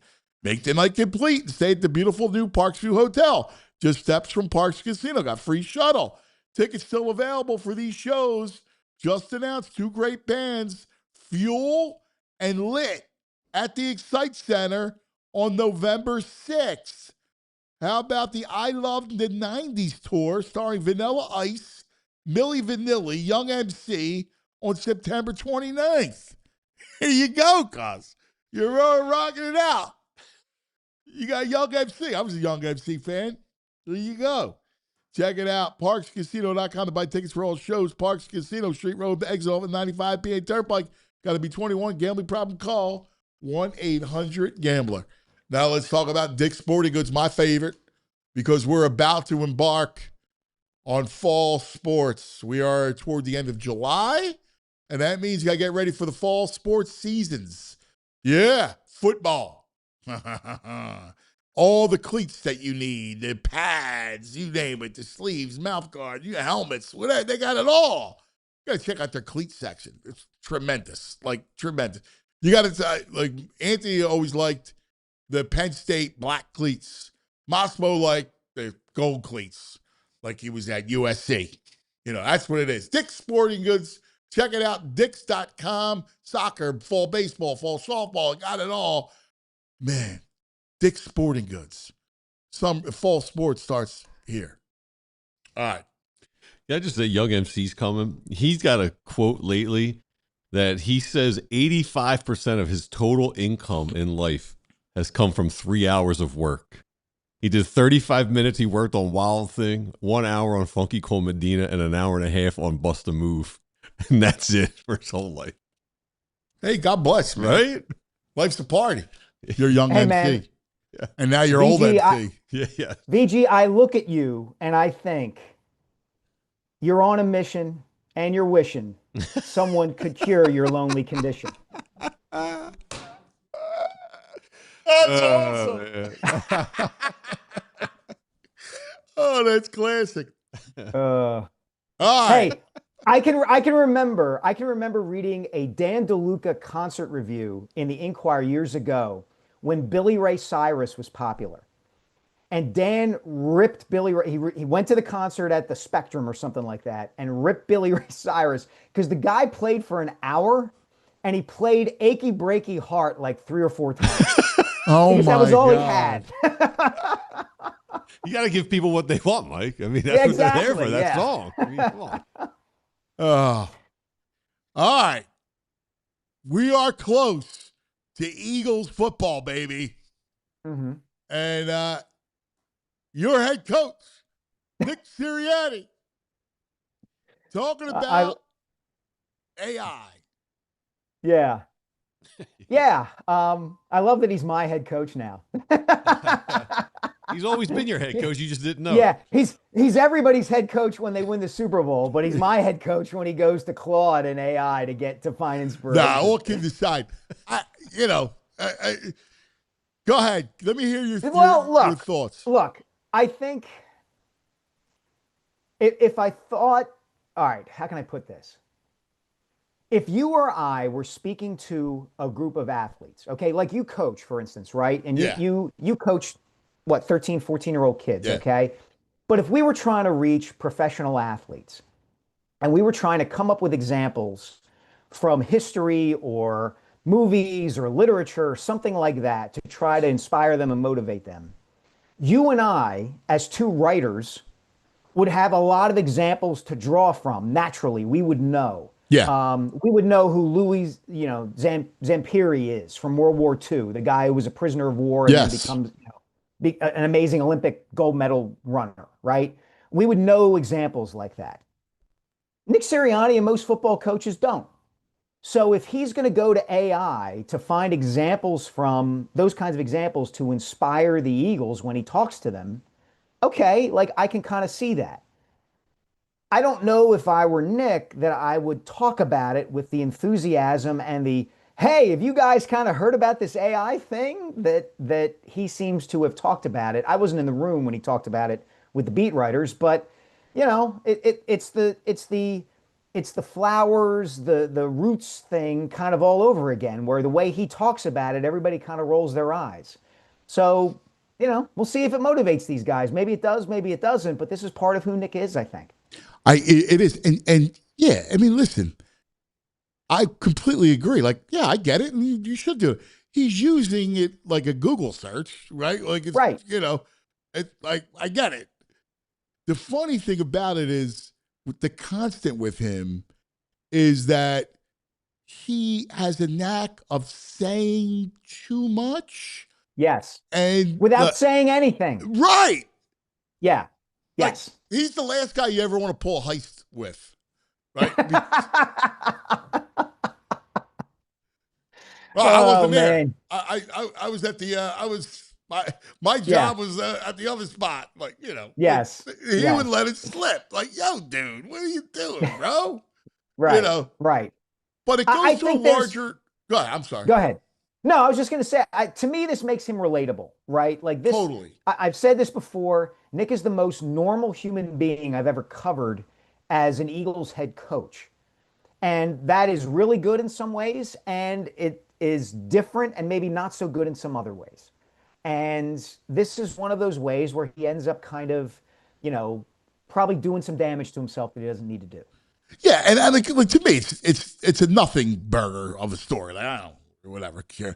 I already kind of understand, but it speaks to a larger issue with him. Like, and this is where this is a big year for Nick, and like he talked about the Mannion offense, like, oh, my name's all over it, I'm all in it, I'm all about it, and I mean the truth of the matter is, the GM and the owner handpicked the guy that's going to run the offense and nothing to do with you. And he could talk a lot about that, but it's a strange, the CEO thing is a weird thing because Harbaugh and Mike Tomlin and those guys, they were a truer CEO than Nick. Nick's more of he's a regional manager. Yeah, there's a feeling he gives off sometimes that he is trying to justify himself and his role to outsiders.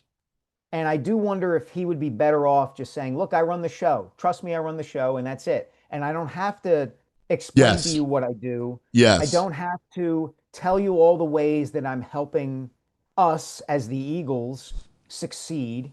He can let someone like a Saquon Barkley, who has stood up for him publicly multiple times now, defend him. Yes. And he can let his guys speak to how he goes about doing the job. Because however he's going about doing the job, it's hard to make a case that he has stood in the way of them being successful.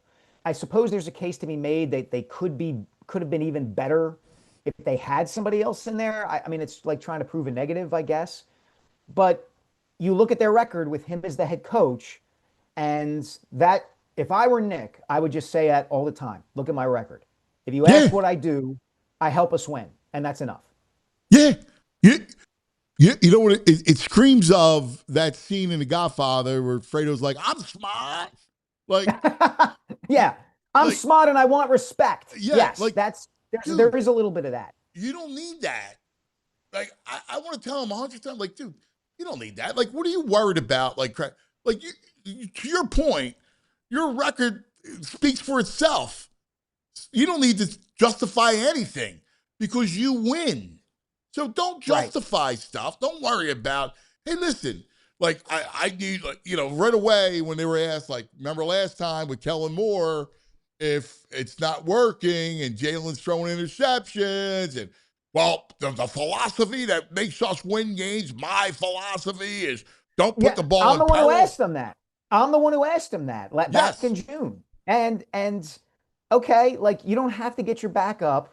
Like, I appreciate that he did. It made for a better column and more compelling answer that he addressed it. But if you're the Eagles, you got to look at that and go, dude, just, it goes back to Mike Silver's opening anecdote in that big story he did about Nick, at The Athletic, where the guy shows up at the Eagles event wearing the Carolina Panthers jersey, and Nick can't help himself, and he has to say something to the guy.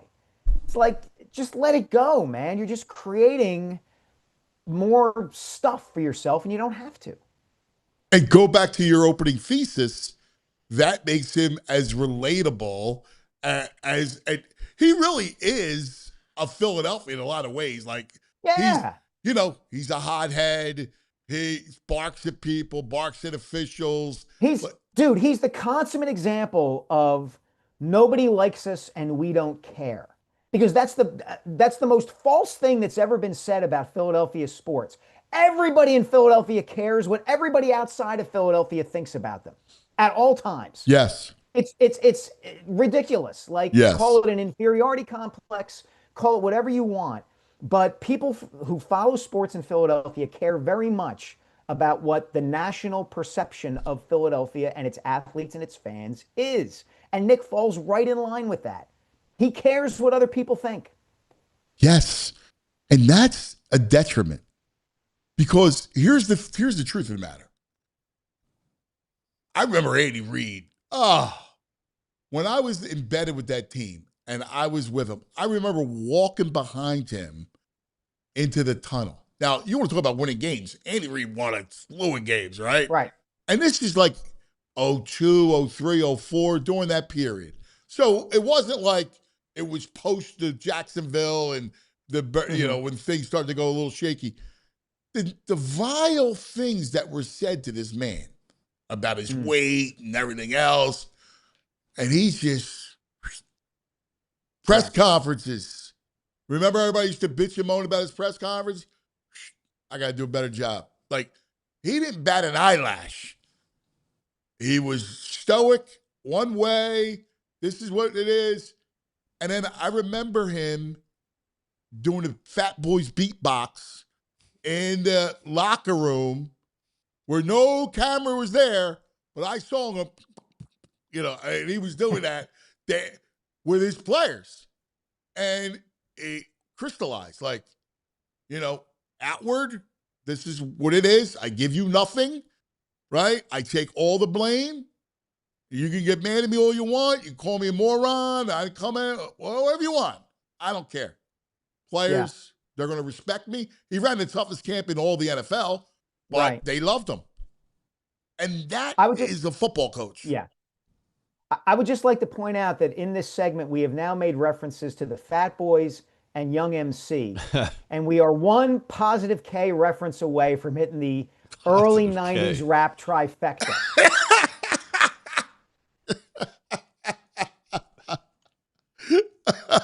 Yeah, maybe the digital underground. Positive K. That's impressive, man. Yeah. We need a little. What your man got to do with me? But all in all, I can't wait for it, man. It's going to be an amazing season. Stories, he's going to be a fascinating figure because as Mannion goes, what's he doing? Like, how's he handling it? And if they have great success, are the poachers out looking to grab Mannion? And how does Jeffrey and Howie respond to that? Yeah, of course. And how do they account for the departure of A.J. Brown? And how does Jalen Hurts perform in this new offense? And are there going to be growing pains? And if so, like we just talked about, how long does Nick and to a lesser degree Sean Mannion wait for Jalen Hurts to get through those growing pains? What happens on defense? It's going to be really fun. It may give Eagles fans everywhere agita, from the time they report to camp next Tuesday until whenever the season ends. But it'll be great to be around it because there won't be a shortage of stuff to write about and talk about. All right, last thing, your column, very interesting. And you point out flopping as one of the reasons why soccer will be marginalized in the country. Yeah, the point I wanted to make, and it's funny, I got a text from Jeff McClain about this yesterday because Jeff's a big soccer fan. And he pointed out what I wanted the point of the column to be, which is I understand that people who already love soccer love other aspects of it more than they dislike the flopping. And so they're able to look at it and say it's a beautiful game and here's why I love it. And I totally understand that. But if soccer is going to draw more fans, if it's going to be part of the casual conversation in the way that the NFL or even Major League Baseball or the NBA is, or now maybe women's basketball with the rise of Caitlin Clark has kind of become to a lesser degree, the flopping is going to be an impediment, I think, because ultimately what even casual sports fans want to see is they want to see athletes displaying physical courage at some level. And I'm talking about a quarterback hanging in the pocket to deliver the ball downfield and taking a hit in the pocket. I'm talking about a wide receiver going over the middle, or Allen Iverson going into the lane and getting elbowed in the head, or even a figure skater who tries a quadruple jump and risks crashing to the ice. That element is part of why we love sports. And in soccer, you have this other element where guys are exaggerating injuries, and it's the exact opposite thing that draws us to sports. We don't want to see guys acting like they've been, tased or something like that when they get touched. We want to see them fight through that and get up. And that was why Carly Lloyd criticized, Pulisic. Pulisic. Yeah. I mean, fight through that stuff. Yeah. And until it corrects that problem, I don't know that it'll ever gain ground in the U.S. the way people seem to think it might. You had a good point, VG, too. Which one? Well, I did. What did I say? Because we were talking about it before the show, and the other aspect, and VG pointed out, was the minor league aspect. Like, yeah, the league's just not good enough. Like, right. We just got done watching World Cup, right? Countries, nations, the best players. And the reason why you got Premier League fans and Champions League when they get to all the European countries is that's elite soccer, and MLS is not elite soccer. Yeah, and it doesn't have the advantage of what college football and college basketball have, which is those teams, Alabama, Duke, North Carolina, those are elite, almost like pro teams for regions that don't have major pro franchises. Yes. So Alabama functions as the Eagles or the Cowboys for people who love Alabama football. That's not the case with MLS soccer. Everybody knows it's a minor league relative to where these guys could be playing and where better players are playing. And the union have to fight against the Eagles, the Phillies, the Flyers, the Sixers, et cetera, et cetera. And the college football is like a feeder system, too. So you're seeing Right. up-and-coming stars, where the MLS is more of the old stars come to wither away. And Exactly. Yeah, it's in disappear. reverse. You're 100% right. Yeah, it's so interesting because I look at it and I go, until kids wake up and there's a soccer ball attached to their foot, you're never going to have the elite. Like, you're going to have some, and there's some, like, Sullivan's going to be, that kid's going to be tremendous. Like, you're going to have some really good players, but I don't know that you're going to have the numbers of greatness just because of Bryce Harper's playing baseball, and who's playing tight end and defensive end, and if Holland was born here, he would probably be a tight end.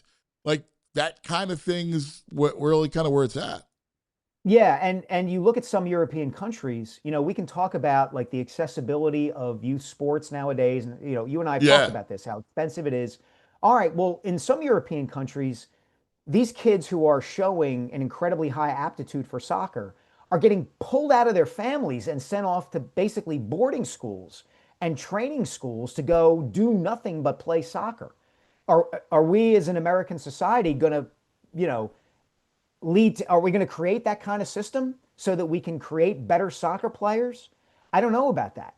I don't know if, families are maybe doing that in other sports. Are we going to do it for soccer? Hockey. They do it in hockey. They do it in hockey, but are we going to do it in the name of creating a great soccer feeder program when we have all these other sports that are already kind of established as, this is the way you go about it, and these are the sports that are really popular here. Yeah.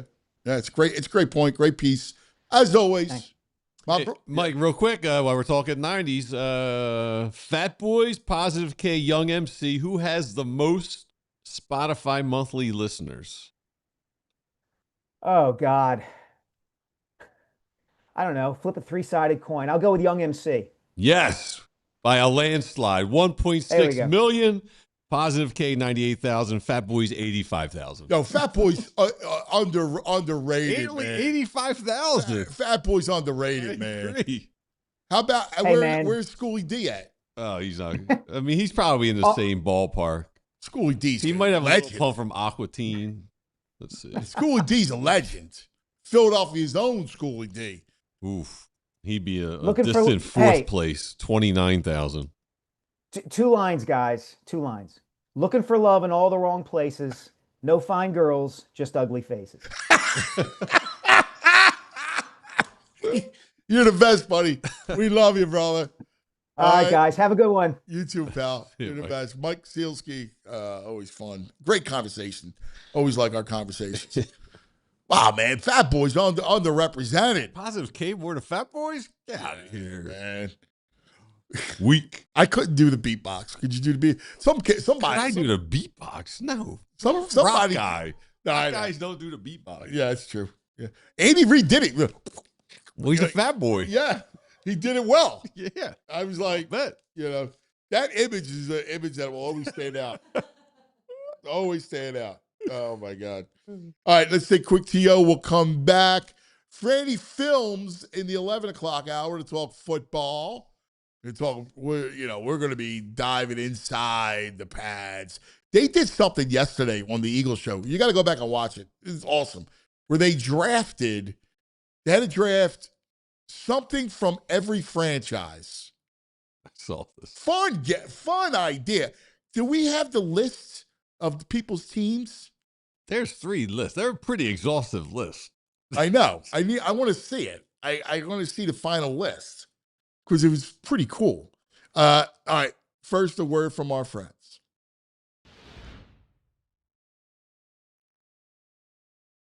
Oh, let's go and talk about our friends at Rothman Orthopedics.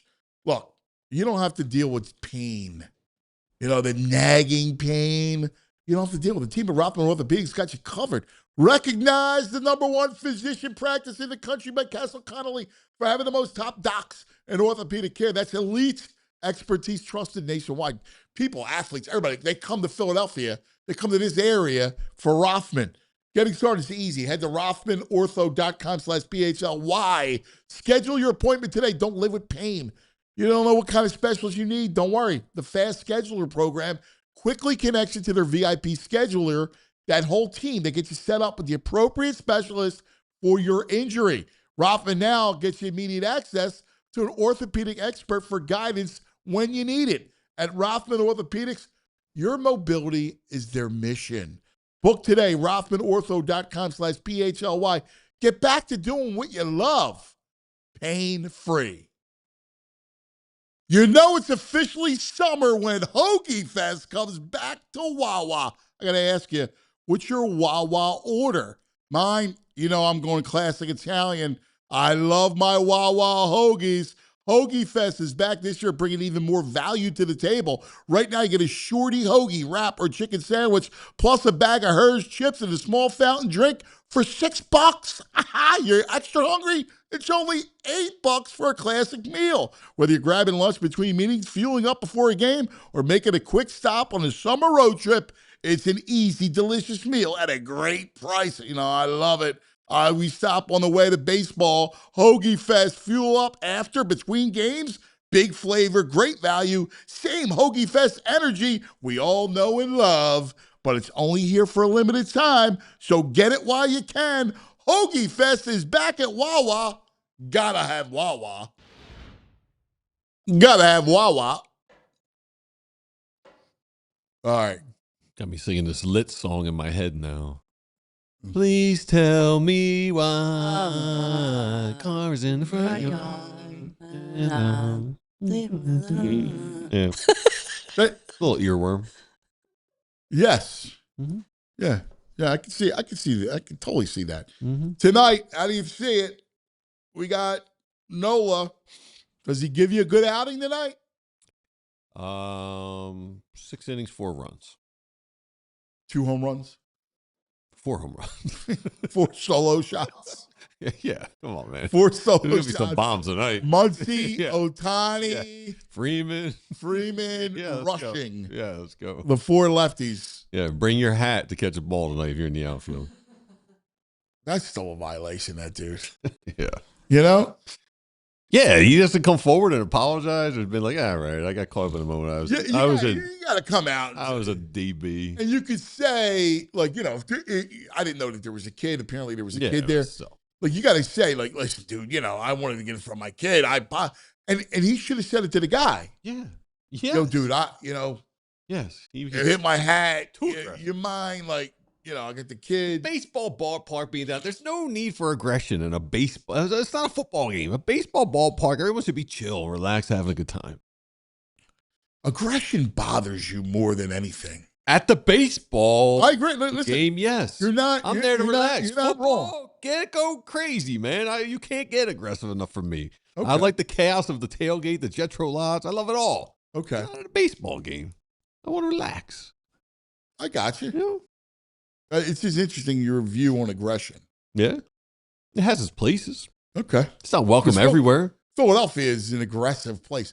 I didn't realize how aggressive we grew up in the environment until I moved to the Midwest. Oh, yeah. I'll bet. Like, it really is an aggressive environment. Like, you don't know because you're a product of it. Yeah. Like, we're a product of our environment.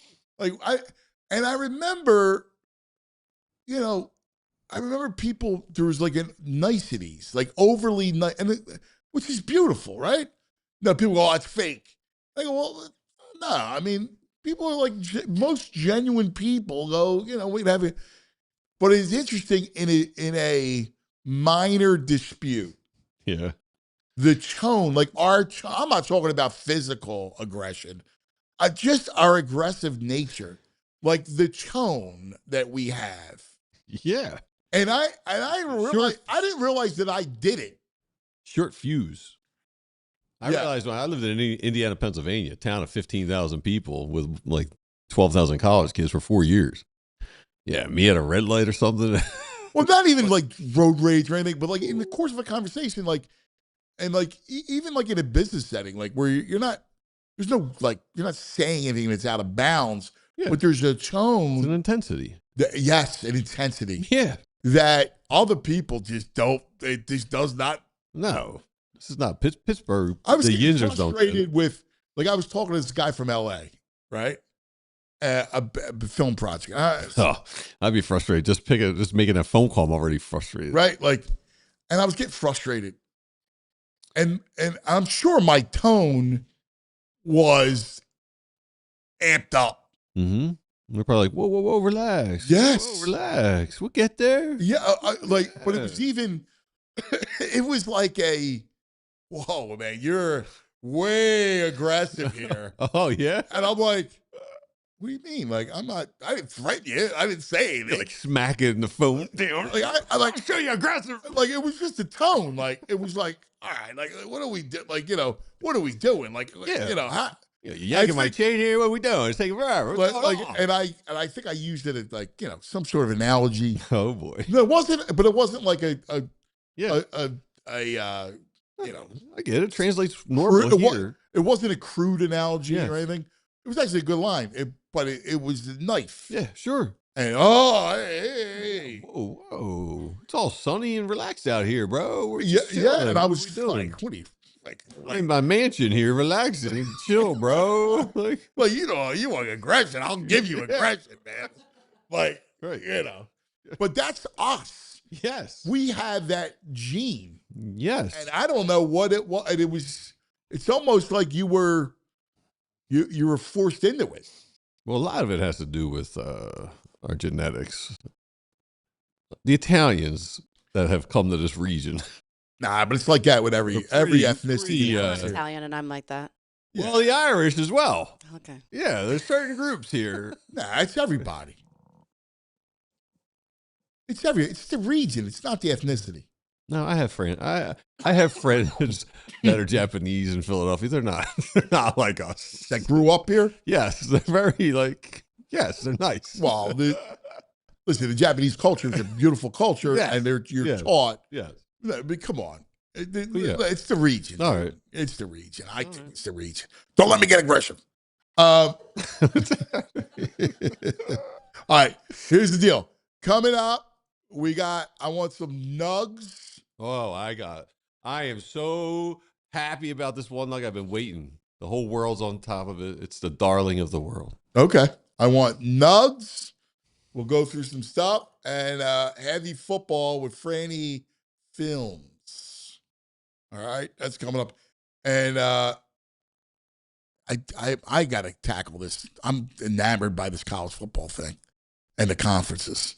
They're going to secede from the NCAA. What does that mean for me?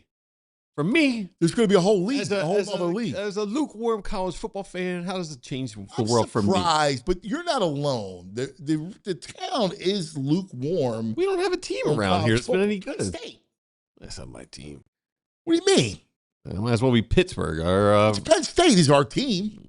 Nah. It's always been our team. Maryland's closer to me than State College. Growing up, the Joe Paterno show. It was always there. Penn State, Pennsylvania, Penn State. Yeah, they got no numbers. Their helmets are boring. Yeah, they never lured me as a kid. Penn State, thank God. It's football, man. Their fans are a little. People around here. I'm with the student body and went to Penn State. There's not a lot from around here, is there? If they did, they mostly there's a lot. They mostly went to satellite campuses. That's Penn State. Kids at Ogons don't get into football like the kids who went there. I disagree. All right. We'll come back. Love Philly Hours coming up.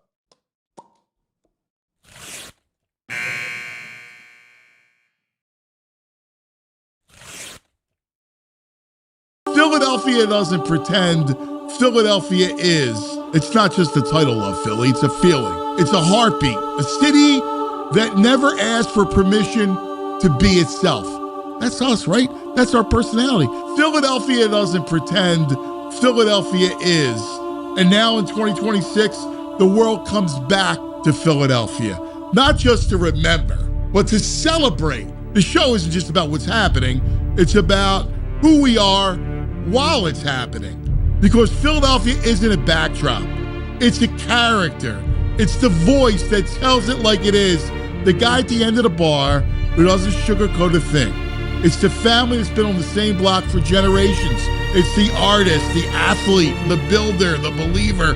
It's the lifer, the dreamers, the grinders. It's all of us. And that's what Love Philly's about. We're going to sit with people that make this place go. The ones who built it, the ones carrying it, the ones pushing it forward, the legends who left their mark.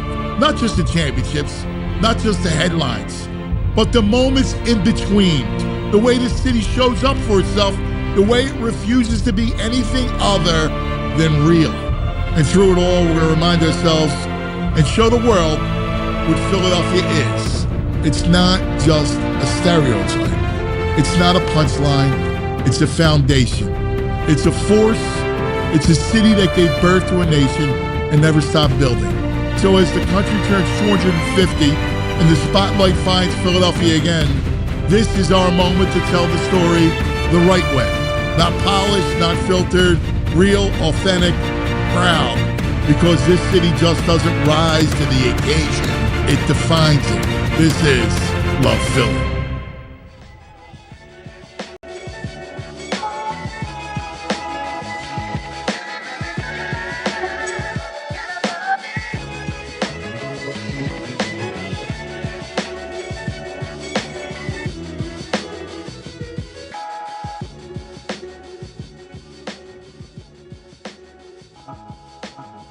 The Philly Hour brought to us by Wawa. Do we love our Wawa? Of course we do.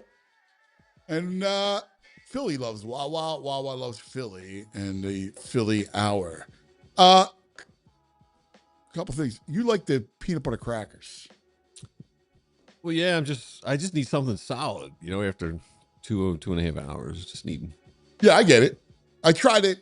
I never laid. I don't want to touch it, but I went up, there's like snack Chips, stuff. yeah. and I keep away from because I try to go till 2:00 to eat a meal, Okay. 2 or 3. Yeah, I hear that's good for you. Yeah, I try to do that. But bro bought those. He bought the snacks. Well, bro buys those snacks like he's filling his house with the children. Yes, It's a lot of children snacks. here. yes. There's kitty snacks. You know that, Jules? Yes. Yeah. You're a snack. You're a I do. snackophite. I'm a, yeah. Snackophile. A lot of Dwayne adult calls me a snackosaurus. I'm like, I could eat, I snack all day. Yeah. Couple Yeah. Well, packs. you're in great shape. Some like jerky or some Slim Jims Yeah. be good. Yeah, a There's little not a lot of- protein not a act. lot Yeah, of some gluten-free stuff in protein it. would Yeah. be great. Jerky Yeah. would be perfect. The jerky. We had the hookup, and then the jerky guys rolled us. Yes. You know? Yeah. Like the What's jerky was the best. Yeah. Is the smell of this bothering you? The peanut butter. No, it's fine. The eggs, man, dude. I'm sorry, but the egg, I can't do the egg smell. It's just these little orange crackers, Toast cheese. toasty with peanut butter in it. But here's the thing. I like the cheese ones. I can see that. I don't like the peanut The butter. cheese would be better when I try to do it quick. The peanut, I get one cracker in at the break, and the peanut butter and Between everything. The So cracker and the peanut butter. yeah, it's so dry. It takes forever. I'm like, I just want to pound half a pack, and I can't. Right. Yeah, You know? I mean, that's the problem. yeah. There's But nothing. it's like in it, but you're right. The household. We need some protein stuff. There's a lot of like gummy stuff. And Yeah. Oh, he loves the Yeah. gum. The Two protein. different kinds of the gummies, which I'm pack of fine chocolate. with, but There's like, chocolate bars. I have chocolates and gummies and all this stuff. Like, hey, the bro, man. Now, the bro, it's actually from Ireland. Okay. Sounds like a great trip by the bro. Yeah, I'm seeing lots of photos and stuff. Yeah. It seems like a pretty cool How I could just it got not some be? pictures. journey. Yeah. He's got some pictures from Addie too. There's Oh, that's, Yeah, if he's not having a good time, there's something wrong. oh yeah, no. No, I'm happy for the bro. Yeah. But he's got to upgrade. He's got to up Upgrade Snacks. He's just up got the to. snack game. Yeah, he's going to Costco. He's buying adult stuff. So, yesterday, let me ask you a question. So, it was my wife's birthday. Ooh. So, it was Happy Tam's birthday, birthday. Tam. So, we got, I got the cake and then, we got the whole thing. And Anthony and I, because Moss was down the shore. Oh, man. So I go, yo, you can call mommy up. Like, you got to, because I texted her last night. Because he texted her at midnight, which was good. Oh, that's good. Midnight. Right? Like, right I get, away. like, Yes. right. Yeah. I thought that was smart. Yes. But then I go, you got to call her. And, no call. So she had to call him. She called him. Yeah. Does he say happy birthday? Does he sing to her? Is he? No. He one word answers. Oh, man. These teenagers, it's unbelievable. Anthony's in the mood, right? Yeah, because he's usually a sensitive guy. Yeah, no, he's in the mood. She wanted Chinese food, so we got Chinese food, Nice. right? So we're hanging out, and Anthony is in a mood. I'm like, yo. Like, he grabbed his phone, and I went, you got to sing happy birthday. Yeah. So he goes, well, can we sing happy birthday now? I And got he was things like, to do. She was like, let her digest, Right. before we. I got mad at her. I pulled him aside. I go, yo, Kids are cuz. wild. I'm like, yo, cuz, Yeah, that's right, You're out of yeah. line. Yes. It's mom. Right? And then I go, you acting funky. I'm fine. and my man just never wears a shirt around the house. I mean, if I look like that, I might not either. I mean, he's like an Never wears a Adonis shirt. rolling around. Never wears a shirt Like, remember this, Pop? Look at me. in the house. Yeah. I go, I felt like, what are you doing here, cuz? Put a shirt on. We're at the dinner table. Put a shirt on. All right. Can I say I'm having a call this week with the Phillies season ticket office because I filled out a survey and I just trashed them in the survey. Like value. Did you? Yeah, the value stinks, blah, blah, blah. So they want to have a call with me. I don't know if I'm the only person who responded. But, man, I got to say, that last night, it's raining. It's a consistent, annoying rain last night. It wasn't a drenching rain. So people are running to get the ponchos. Now, you got people who are trying to stay at a game with their family in horrible conditions, and they're going to spend money. They spent tons of money to get in. You got to charge them $12 for a plastic poncho, which I went last night when I went home. I have access through my other job to find custom. You get poncho. The nicest poncho I can get is $2 a pop, customized. I could put our faces all over, $2. they're charging 12. Like, just break even. Charge the $2 to keep people in the building and dry while they're watching your product. I'm just so irritated with everything they're doing with the prices. I'm with you, man. That Like, I goes saw a back family to with 4 kids. Every kid's got a poncho. That's $48, $50 on ponchos. Right, you're spending $50 just to stay there and spend more money on food and stuff. Nah, that's not right. You're right, VG. You're right. annoying, You're right. yes. You're right. You're right. Stop gouging. Yeah, just break even on the ponchos. Yeah. I mean, even make $1. Charge $3, not $12. Right. Yes. Come on. Make 50% profit. Yeah, that's Not nice. That's 600% You don't profit. gotta gouge us anymore, man. All right. All right, let's get some nugs. I'll tell you what. Before we do nugs, let me take a quick TO, and we'll come back, do the nugs. All right. Then we got Franny Films coming up a little bit later. St. Francis. First, a word from our friends. Parks Casino, Street Road, Ben Salem. What's the line tonight in Phil's? You got to check it out. The Bet Park Sportsbook online casino app. Phillies tonight. I got Bet Parks open. Hold on. I'm in Tour de France. You're in the Tour de France. Stage 17. Jasper Stuyven plus 120. Grab him today. You can play it all. Yes. In game. In Tour de France. Phillies are plus 102. Phillies are plus 102. Yeah, Dodgers minus They're a 124. dog tonight at home with Noah. Yeah. What's the total? 9.5? 9.5. I knew it. Yeah, Noah and Lauer tonight. You can play it on the app, everything. All the fun casino games make downtime your fun time. Down the shore, the Poconos, bring it with you. You got a casino in your phone.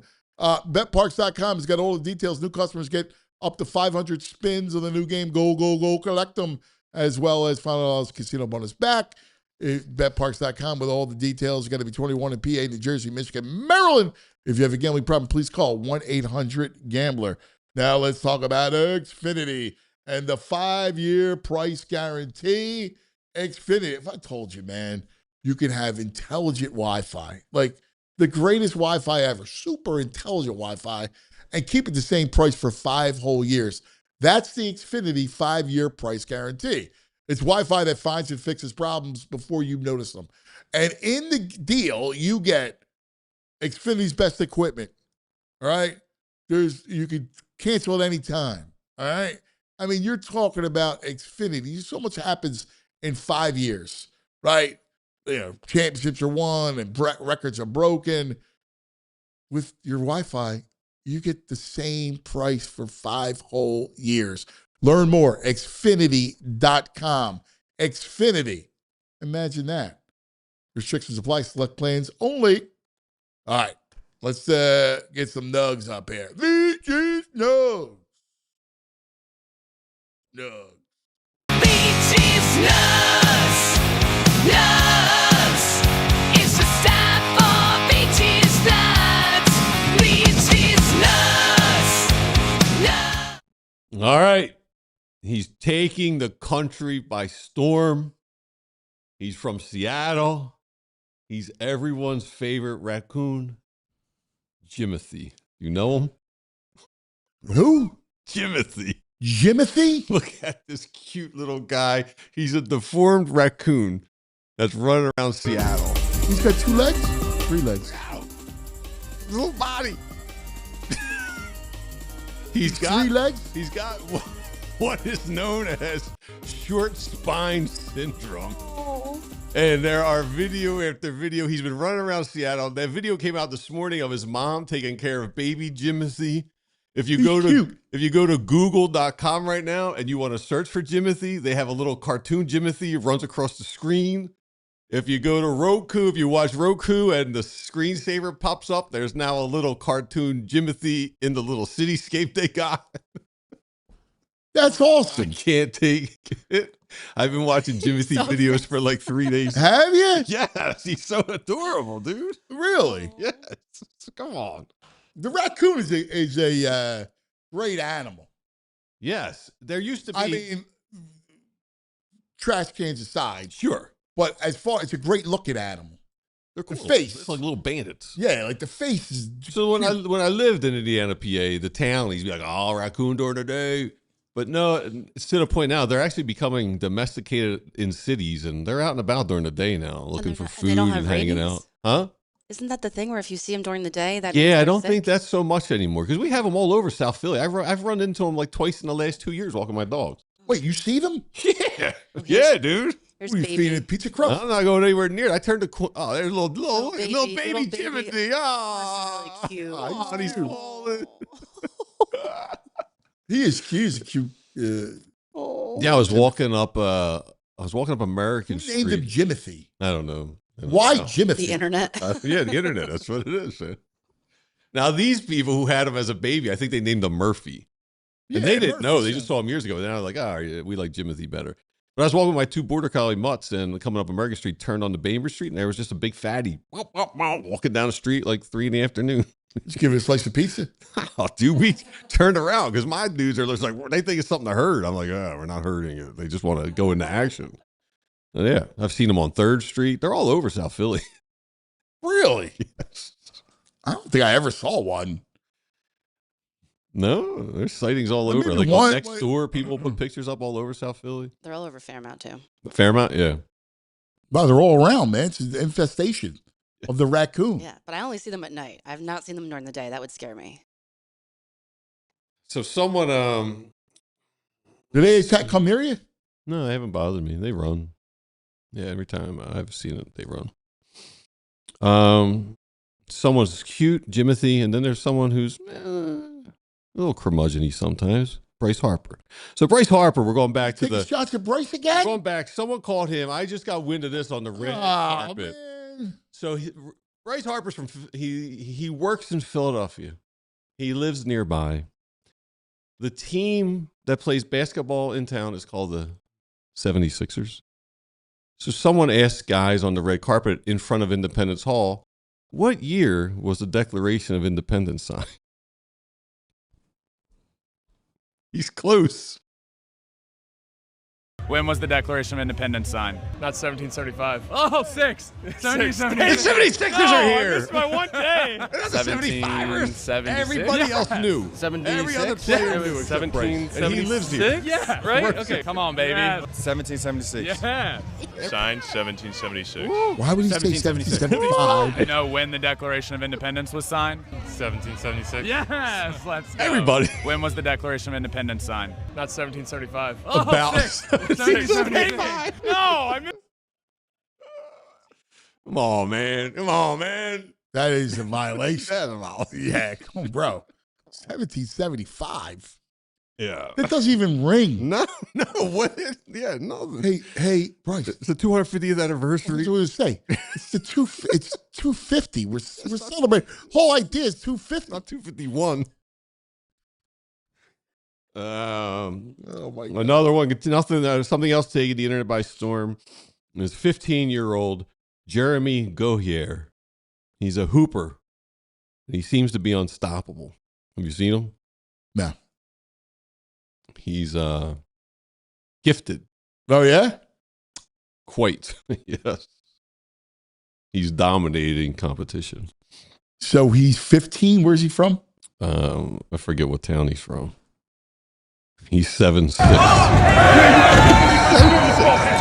This Oh, kid dude, right here are you is kidding me? 7'6" He's at facing that just kid? 15 years old. He is Look quickly at becoming the most J.O. intriguing basketball prospect in the world. His name is Jeremy Goyi, and people are starting to say he may one day be the Wemby stopper. The I Wemby pulled up the stopper. UAA finals Dude, and he's all mean mugging. What is Kids that are like haircut, too? 5'6". who is entertaining to watch for obvious reasons, but it's no joke when he steps on the basketball court. In the first game I watched, Jeremy blocked 6 shots. Oh in my the God. first half. Oh my God, dude! Like me. You're 7'6". You're playing against 15-year-old. When he started to call his own number on offense with a few monster. Oh, I hate this kid already. Right? Yeah. It's his attitude with it. Look, he stares them all down. He starts barking They're at a him. foot and a half shorter than you. Jeremy threw it down and Wow. let his defender hear it. Yeah, I don't like that. Look at him. He's following that kid. Just announced that he will be joining Hold on, Wemby's I was old youth looking. program in Oh my God. next season, where he will Yeah, continue he to stinks. I hate this kid. Right. He's gonna go to Duke. You know it. You know it. What, dude? You're 7'6". You can't be mean mugging, jamming it like 5'7" kid. yeah. Go stop. Yeah, come on, bro. That's a violation. It's stove. What a creepo, a little creep. We're going to continue with our run of violations. Everyone's favorite collegiate offensive coordinator, Chip Kelly, was out yesterday at the unveiling of the new Northwestern Stadium, which looks pretty nice. Only holds 35,000, but it's Where's he at? I forgot where he's at. at Northwestern. He's not the head coach, is he? Offensive coordinator. He showed I up. lost track. He showed up at the press UCLA. conference, dude. Where do you see this? Look, it's a construction worker. Okay. That's not real. It's real, dude. That's not real. It's real. They had them in Northwestern purple workers vest with. That's it's not got the real. Northwestern heart. His pants. He looks like he's 3.5 feet tall. And why is there do we need that many microphones for the Northwestern offensive coordinator's unveiling of the stadium? What's he talking about? How fast he's going to run the offense in the stadium? Jules, make that full screen. Yeah. What am I looking at? Right? What? He looks like he's just a union steward, like a shop steward, talking about the project. What the hell am I looking at? Strap underneath his chin. Oh my God. Yep. What? There he is. What is that? I've never seen a construction hat with the chin strap around it like that. Of That's course extra not. safe. Look at that face. Oh. He's got one of the most punchable faces on the planet. Yes. Look at that face. But he looks like he spent like 40 years on job sites. Yeah. Look at him. He's, dude, of all the freaks Right? that Right. I have seen in sports, he's number one. Yeah, he's a wackadoodle. He is out of his He mind. lived in my neighborhood. There were wackadoodle stories about him all the time. Hopping in the bars and stuff.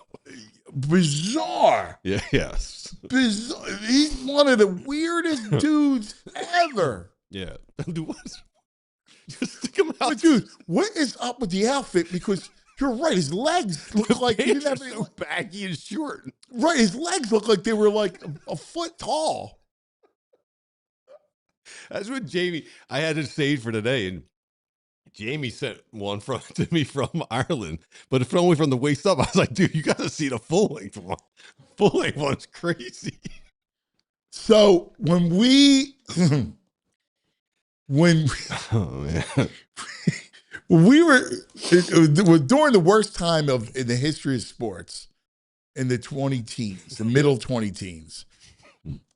I was doing the morning show.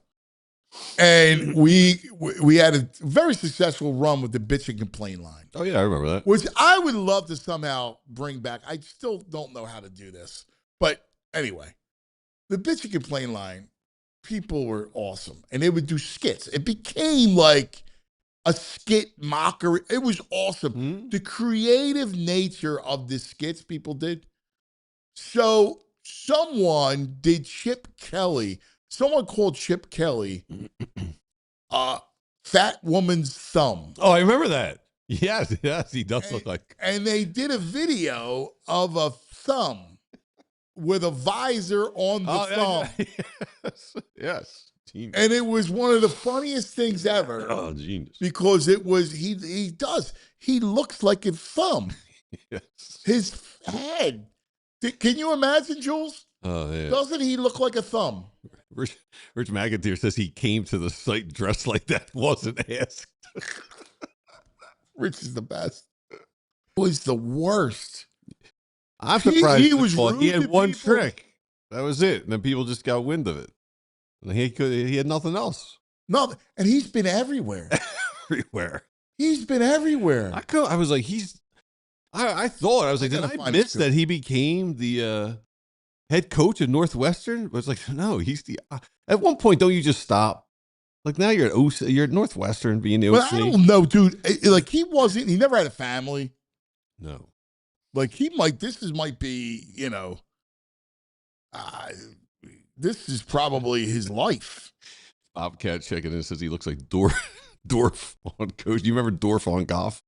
Dorf on coach. So look at this. So look, this is where he's. Oh, come on.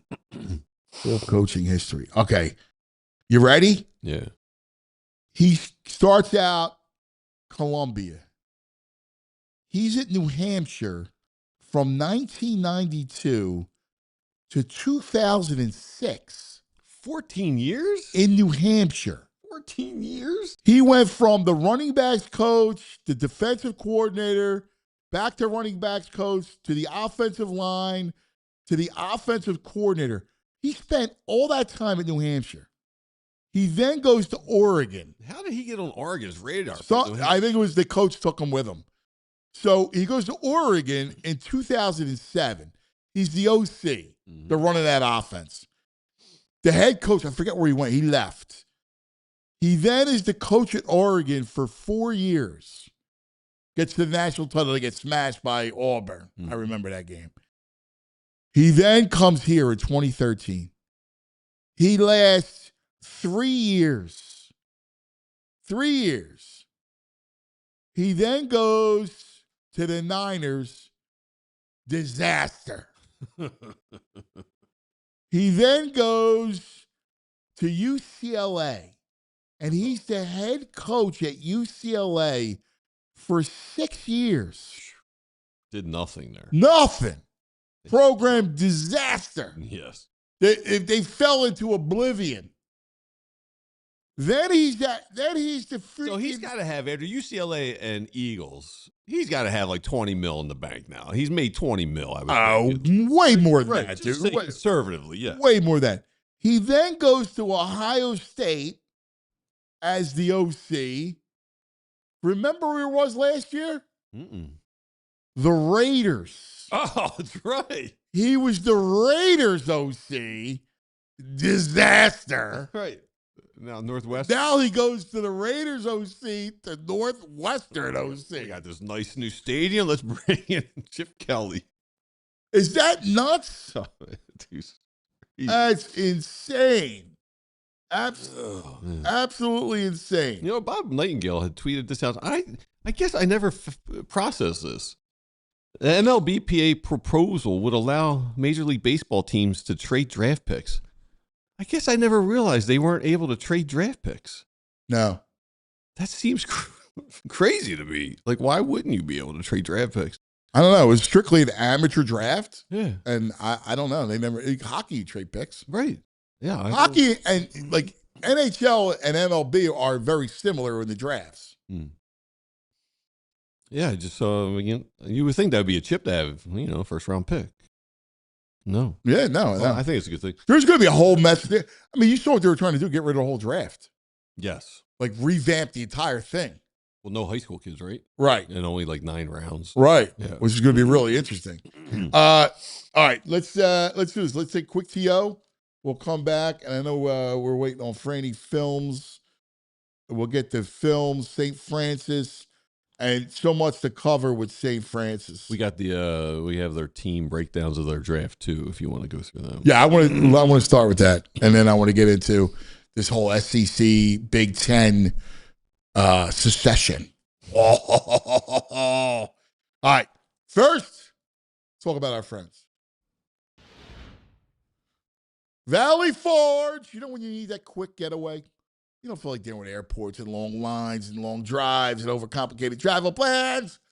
Montgomery County. Easy.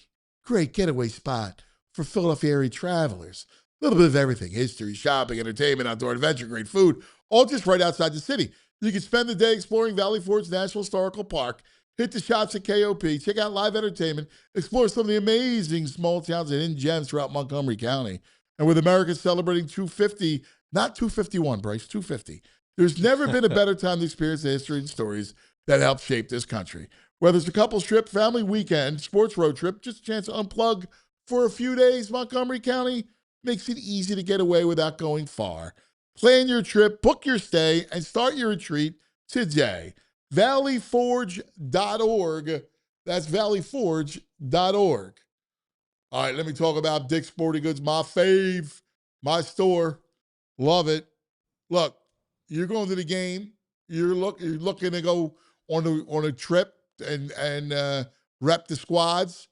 great fan gear, like incredible fan gear. So you can got Dick's Sporting Goods for great fan gear. You need equipment. It doesn't get better. And here's the thing. I talk about the fall sports equipment, right? Because we're in fall sports time. Everybody's prepping. Football practice starts. You're going to have fall baseball, fall softball, soccer. Like, you need all the cleats. You need all the equipment. You need the pads. You need the helmets, everything. They got the best equipment ever. But also, they got stuff for every sport. Golf, tennis, the sneaker selection. Ridiculous. I get my sneakers there. Everything you need is at Dick's Sporting Goods. It's why it's the house of sports. Go to your local Dick's Sporting Goods or shop online anytime at dicks.com. Dick's Sporting Goods, fall sports start here. Dude, I'm looking. Chip Kelly's earnings. He's at like $68 million. Yeah. Just give it up. Yeah. Look at it. You dressing up like that. Yes. We have one of our favorite people, the anti-Chip Kelly. He is St. Francis of football. They do not crave food nor drink for nourishment, for they exist solely on the glow of the all 22 monitors. They are the Leatherheads, and he is Franny Films. Hello, St. Francis. What's going on, guys? How are you this morning? Oh, Franny. Doing good, buddy. We're getting fired up. We're getting close. We're almost there. Almost there. Seattle's in camp. San Francisco's in camp. Let's go, baby. So Carolina, Arizona. So yeah, we got a handful of teams out there on the grass. So we'll see. We're under a week away, right? We're getting there. We're getting there, baby. So let me ask you first. I'm going to start with the fun draft that you guys did yesterday. This was awesome. So yeah. I want you to go through Franny's squad, and I want your strategy behind it. All right? Because you're a supreme football mind. And those other two guys are no slouches either. No, it was a fun exercise. Bo came up with this a couple of years ago. So this was, I think, the third or fourth year that we were doing this exercise on the show. My second time doing it, and basically the idea is you have a 32 slot roster. You try and fill out your depth chart, and then it's the head coach, offensive coordinator, defense coordinator, owner, stadium, like whole deal. The 32 people on the roster, but you can only pick one person from each team. So, if you pick Cooper DeJean or Jalen Carter or Howie Roseman, that means you can't pick anybody else for the Eagles. You're done. So there's definitely some strategy there. And there are some teams where you've got lots of options. Like the Eagles are one of those where there are a lot of players, a lot of people that you could pick from that would be really good for you. And then there's others where, the cupboard's a little bit more bare. So no, it was a really fun exercise. It was EJ's first time doing it. Bo has done it every year. So it was check out the rosters, and you can let Bo know why I was better. Why let EJ know why my team was superior. And do you want just skill positions, all of them? Go through it. All right. Franny's quarterbacks: Josh Allen, Cade Klubnik. Running back: Bijan Robinson. Wide receivers: Puka, CD, Scary Terry. Tight end: Brock Bowers. Left tackle: Tristan Wirfs. Left guard: David Edwards. Center: Aaron Brewer. Right guard: Trey Smith. Right tackle: Joe Alt. Flex position: George Kittle. Edge: TJ Watt. Tackles are Dexter Lawrence, Byron Murphy. Edge: Will Anderson.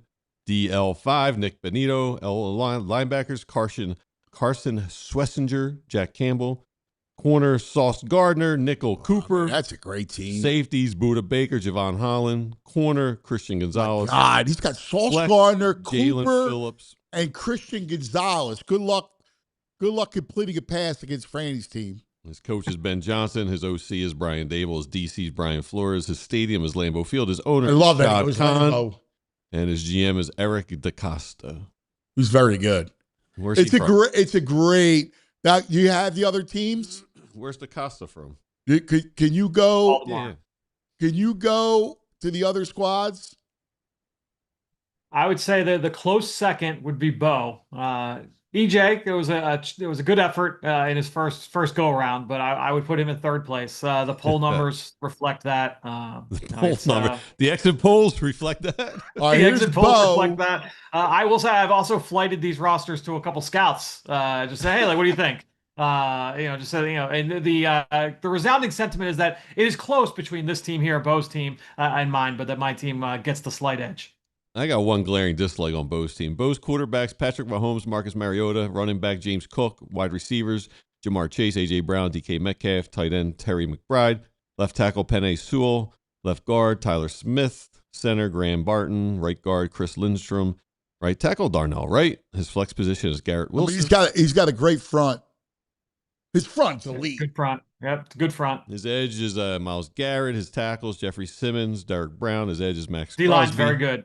Yep. DL5 is Daniel Hunter. His linebackers, Fred Warren, Jordan Brooks. Corners, Patrick Sartain. His nickels, Nick Emenwari. Safeties, Kyle Hamilton, Derwin James. His other corners, Q. His flex is Abdul Carter. Head coach, Matt LaFleur. Offensive coordinator, Wes Phillips. DC, Anthony Campanile. Stadium Superdome owner, Carl Ursay. And GM is Andrew Berry. I'm out on the Superdome. Out on the Superdome. That's a weak stadium choice. Yeah, but it's about where you got to get something from every team. I know. All right, let's go to EJ. Now, EJ's strategy here was that he wanted to really go offensive line. He had the first overall pick, and he took Laramie Tunsil with the first pick. I get what the thought was there, and I told him afterwards. I said, like, your idea was you wanted to select a great tackle from a bad team, so that you didn't get boxed out there. But even though he spent a lot of his early picks on offensive linemen, he took them from bad teams, and that was the thought there. But I think he's probably got the worst offensive line of our group, even though he spent there. Dude, so it's not even close. No, it's not even close. He's got good tackles. His tackles are good. Tackles are good. Lamar. Look at Franny's O line and Bo's O line. It's better. It's a better, more dominant, a little more physically imposing. That's the thing. This is a fun exercise. Yeah, I enjoy it every year. It's a great idea from Bo. I'm surprised because it's this time of year. You often see this is like one podcast sees another show do a good idea, so they're going to try and replicate it. I'm surprised that others have not tried to replicate this because it's a fun exercise. It's a good little temperature check for around the NFL. Yeah, he went Hard Rock Stadium. Huh? Wow. Yeah, it was. He got boxed into Miami there a little bit. Yeah, so, he got stuck with Miami. Yeah. Yeah, fun exercise. You killed it. Everyone go check out the show yesterday. You killed it. Great stuff. I love it. All right. I got so much to go with you. I want to start in college because of the news. SEC Media Days going on, and the talk is succeeding. The secession of the Big Ten and the SEC. Now, I've been on this, Franny. I think that there's going to be this tier one of football where there's going to be college football, where there's going to be an AFC type and an NFC type, and they'll have divisions, they'll pick up other schools, and there'll be a massive top tier program. And this is the first stage of that, which is secession from the NCAA. Yeah, and that's, obviously you could hear, the SEC and Big Ten breaking away, and alarm bells might go off. And I get that because that would be obviously a huge change with what we've come to see from college athletics. From what I understand, it would be football only, not the other sports. Yeah. From what I understand, we're not talking that this is like a likely thing, but it's something that has been discussed like in back rooms and things like that. I think the big thing will be this: whenever the government legislation whenever we get whatever that looks like steps in, what does that look like, and is everybody kind of happy with it?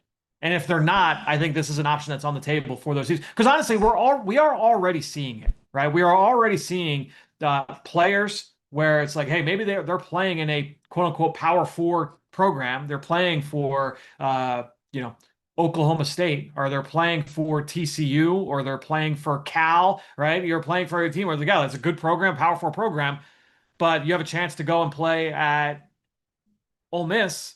You're going to do that. That's a step up. There is a line of demarcation there between the ACC and Big 12 and the Rungs. SEC and Big 10. Yes. Yep. And so now I personally believe this is why a 24 team and expanded playoff is the way that they have to go, is to create more true parity in that way. And then where now it's not just because basically, if you go back a few years ago, right before transfer portal, NIL, and where like high school recruiting rankings like mattered, it was when the 14 playoff had been in existence for a handful of years, right? So it was like 6-7 years of 14 playoff.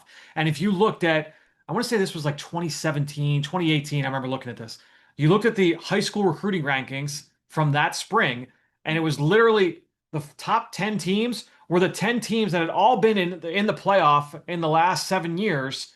Even if there was Michigan State had one run one time, well, they were able to sell that, and it allowed them to be in the top 10 in recruiting rankings. When you create more opportunity for other teams to be able to sell the same thing to these high school kids or to kids in the transfer portal now, there's going to be a little bit more parity. It's essentially like creating a salary cap, but it's like what you're peddling is not necessarily the salary, which that is also part of the bargain now, but that exposure to more teams is going to be, I think it's better for the future health of the sport. But I know that there are a lot of people that, are college football lifers that don't agree with that.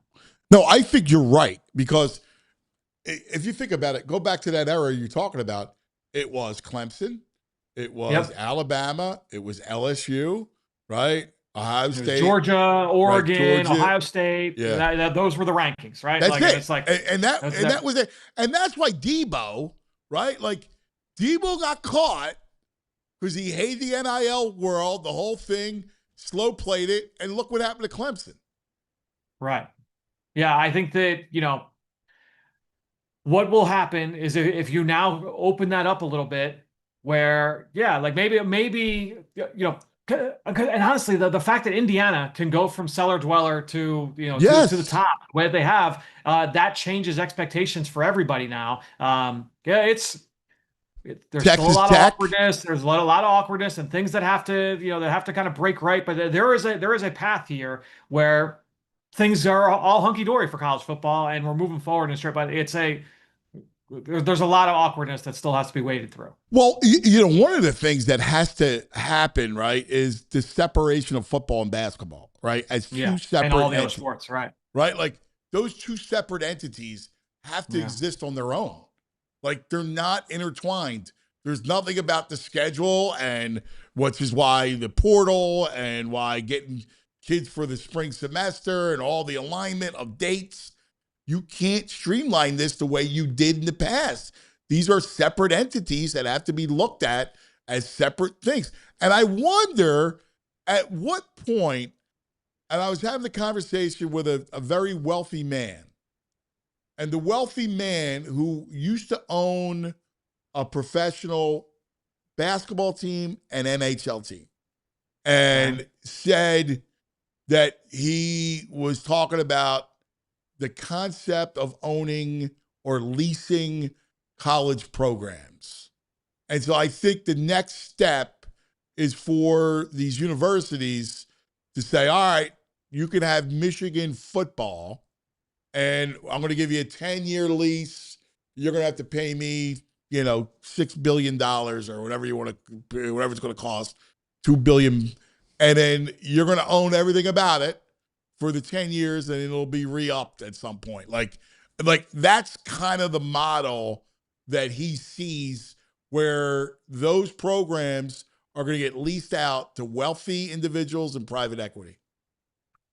Yeah, and that's what the private equity window, like those doors have already opened. We've seen Utah. I think Utah was the big one early on last year. So, I think that will become more commonplace, because at the end of the day, like, the money needs to come from somewhere, right? If the players are getting paid the way that they're getting paid right now, and that number just grows exponentially, like it would be, teams in the SEC were bragging about a $20 million roster 2 years ago, and now it's like that might get you 3 players. You know what I mean? Like, so the way that it's growing, the balloon's going to pop, especially if Cal is paying for their softball team to go on a cross-country flight to have an ACC battle against NC State, and Rutgers softball or Rutgers water polo has to play against Oregon, in a road match. You know what I mean? Like those things, you can't have everything. And so yeah, that's what I mean. Is like there are so many factors and so much awkwardness that kind of has to. They have to sort some of those things out, and that's not all going to get settled from from Congress, right? Like, and that's kind of the problem, is that there are so many things that not everybody's going to be happy. So that's why it's taking as long as it's going to take. Let me ask you, why wouldn't the NCAA be like, well, listen, if you're going to bolt on football, bolt for everything. Go we'll keep our other thing the way we like it. You can't just pick and choose. Either you're with us here or you're with us for certain sports. Yeah, it's tricky because, the other part of it too is that the NCAA has proven over time that they have no power. Like they have zero power. So like anything that the NCAA tries to hold against an individual institution or an individual conference, like it just carries so little weight. It's a lot of empty threats. Yeah, at some point they're powerless. Yeah. They got exposed. I mean, it's done. I mean, it's got to everything's got to kind of reimagine itself. I mean, that's what you're saying. There must be some We're living through it in real time. Why would they want to stay with the other sports, though? Why not just break every sport off and do their own thing with just these two conferences? Well, at some point, all these other, what do you think happens? Basketball is going to go on its own, right? You see, look at like something like NHL, like hockey. Like now they're in the NIL game. Well, baseball, especially what happens with the minor leagues, they're going to push everything toward the NCAA or towards college baseball. Because if I'm an MLB team, yeah, I need my system, but why would I want to pay for all of it when I can use colleges as my development game? Right? Yeah, I mean, I know there was a minor league team that's somewhat locally here that just got sold recently, and so that I think when you're looking at, there are so many. It's like a huge web of factors here, and it's not just football. It's not just because each of those sports also have their own issues that they have to wade through. It's interesting, but volatile, and it's a lot of people are going to be upset by a lot of these outcomes as well. Right? Yeah, we're living through a fascinating time when it comes to, because when I was a kid, Fran, because I'm older than you. I mean, think about the archaic nature of voting for a national champion. Right. Like, yep. What do we do? I remember being a kid not understanding the concept of how could you vote for a national championship? Like, what? This is Russia? Well, for so long, it was just like, oh, this is what we've done. This is how we've always done it. And, they started feeding the beast when it came to like the bowl systems and thinking we can't upset the apple cart here because so much money gets poured in from this and that. And, I just remember Mike Leach, when Mike Leach was at Washington State, he's like, college football and little Division I college football, because they do it at the FCS. They've been doing it a playoff in the FCS for years and years. They figure out a way to make it work. He's like, FBS football is the only big sport that doesn't have a playoff. Like, and the people are still pushing back on the idea of it. And they said that 24 teams is insane. At the end of the day, the Big Ten, I think I said this last week to you guys, the Big Ten has more teams in it than the entire NFC. Right. So like try and come up with a fair and equal schedule. Like the NFL's got great schedule equity, and it gets thrown off because there's the 17th game and things like that, and they're still working through that. But like when you look at it, the way that they create the schedule is about as fair. We quibble about like, oh well, this one they've got rest advantage and things like that. Go look at college football and say like, oh, like the schedule that Indiana has versus the schedule that Texas has, it's apples and oranges. And so like what Notre Dame is playing it, what Notre Dame tries to do versus what even like what Miami did, it's not the same. It's nowhere close. No. So so they expand the playoff and let more of those teams in and just figure out the winner. Yeah, like that makes sense. Right, because to your point, now all of a sudden all those other teams at some point will reap the benefit because they'll get the money. Kids, portal guys go, oh, well, they're in the playoff. Like, I'll go there and play in the playoffs. Like, you're right. Like, that's the whole model of it. Yeah. All right, I need to take a quick TO, but I want to come back and I want to switch to NFL. All right. I read a story about the predictions, like long shot predictions for the NFL season. And I want you to give me 3 in the NFC and 3 in the AFC. I'll give you an example. So somebody wrote about Kyler Murray being the MVP of the NFC, like the fact that he's going to he'll be with KOC, and it finally clicks, and you're throwing the great receivers like Jefferson and Naylor, everybody. Right. So give me 3 long shots that you could see in the NFC and 3 in the AFC. All right? Got it. All right. Let me think. I'll noodle that during the break. Noodle that during the break, and let's talk about some of our friends, shall we? Let's talk about TrueMark Credit Union. You know, something I really love about TrueMark is that they're about the people. You got 24 branch locations, and it's a great financial institution. Everything that you need, that you use banks for, the TrueMark Credit Union has, including they have the Everyday Elite Visa credit card. That's right. TrueMark Credit Union's Elite Visa credit card gives you 4% cash back on eligible everyday purchases. We're talking gas, takeout, right? Like stuff, groceries, the whole thing. And for a limited time, new cardholders get a 0% introductory APR on purchases for the first 12 months. And then 17.99% APR after that. More cash back, less catch. Apply today, TrueMark.com. Stop by any of TrueMark Credit Union's 24 branch locations. Rates based on credit worthiness. Bonus categories capped annually. Restrictions apply. Visit TrueMark.com for details. Insured by the industry your way. You know it's officially summer when Hoagie Fest comes back to Wawa. I got to ask you, what's your Wawa order? Mine, I'm going classic Italian. I love my Wawa hoagies. Hoagie Fest is back this year, bringing even more value to the table. Right now, you get a shorty hoagie, wrap, or chicken sandwich, plus a bag of Hers chips and a small fountain drink for $6. You're extra hungry? It's only $8 for a classic meal. Whether you're grabbing lunch between meetings, fueling up before a game, or making a quick stop on a summer road trip, it's an easy, delicious meal at a great price. I love it. We stop on the way to baseball. Hoagie Fest, fuel up after, between games. Big flavor, great value, same Hoagie Fest energy we all know and love, but it's only here for a limited time, so get it while you can. Hoagie Fest is back at Wawa. Gotta have Wawa. Gotta have St. Francis of football. We love our boy. Let's go. Give me one in the AFC to start.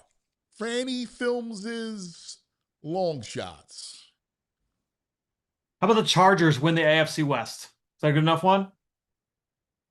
I haven't. Look, I put 2 minutes of thought into this. And I know BG might have fallen out of his chair just now. Dude, I had that as one of mine. Now I'm a Chiefs man because of Spags and Andy, and I think they're going to be back. And I know that Mahomes is healthy, and he's already running 7-on-7, and he's going to be good. But I think you're right. I think you got a new OC, a creative OC, right, Yep. to work with Herbert. You got a good defense. The running backs are healthy. If the O-line stays healthy, that they offensive can be line's dangerous. healthy. They're if they get some injury, bounce back the other way, where they're not as banged up as they were a year ago. That was one that came to the top of mind when I thought of, all right, in that conference, that would be one that stands out. I can't wait to hear the excuses when Herbert doesn't make the playoffs this year. Can't wait to hear these excuses. Because he's all lined up. Everything's how that guy this year. He's got everything. How that guy is hated. It's amazing how he's hated. All right, give me one in the NFC.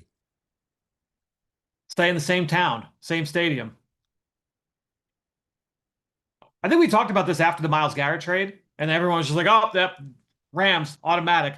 We all forget a year ago at this time, they were like the huge team of panic, where it was like, oh, like this is a house of cards. What's up with Matthew Stafford's health? He's going into this, what's going on with the back, and he's got to go into like this the new version of the hyperbaric chamber every day after practice. Like they got the one installed like in the parking lot. It's the same house of cards. Now they drafted Ty Simpson to get, hopefully give them an answer, like if something were to happen to Stafford. But I think we all kind of forget, because Stafford was unbelievable last year, and when he's out there, I would imagine that he's continue to be unbelievable. But it's not a guarantee that a quarterback his age, with some of the injuries that he has dealt with and some of the things that he's continuing to deal with, that couldn't pop back up. And so, like, if that were to happen, could that team miss the playoffs? Wow! The Rams missed the playoffs. That's amazing. And you're right. It's built out of logic. If something does happen to Stafford, interestingly, their defense is really good. And the defense is very good. Donald and yep. But, if Stafford, you never know. And Puka, by the way, what's up with Puka? Do we know he was in a rehab the last we talked? Yep, the left tackle, he's dealing with some off-field stuff. So, like, what if he misses time? Like, it's, again, a little volatile. Very good. This is why Franny's next level. AFC, number 2. So one of the cool things about doing the exercise we did on the show yesterday is that you just kind of peruse through a depth chart, and you're just like, all right, like, who are the players? Basically, what my process is, all right, who are the guys that, I would love to get this player? Who are the ones who are like, all right, this is also a good target, right? So you think of, like, all right, like, if I'm looking at the Eagles, I would love to get Jalen Carter, and another good player for this exercise. Like, all right, if I ended up with Moro Ojimo, like, that's a good outcome. That kind of thing. So I'm looking through the one roster where I went through and I'm like, man, there's just not a lot there to like. And it's a big reason why I took TJ Watt as high as I did, is that there weren't a lot of blue chip players on the Steelers. And I look at the Steelers and I'm like, all right, if the Ravens are the Ravens still, and if the Bengals, if Joe Burrow's healthy and the Bengals are what they are, could the Steelers finish last in the AFC West post Tomlin? Mike Tomlin's not there. Maybe he was the glue holding that all together. He never had a losing record. You take him out of the equation, what happens to the Steelers? Interesting. I would agree. The only thing, the Browns, they can't finish last because of the Browns. The Browns they drafted really well last year, and I like some of the guys they took again this year. Obviously, we got to find out about the quarterback. But that's it. You're right. They've drafted well, but no Garrett. So they drafted. Yeah, you lose Garrett. So let's say the Browns are a 5-win team.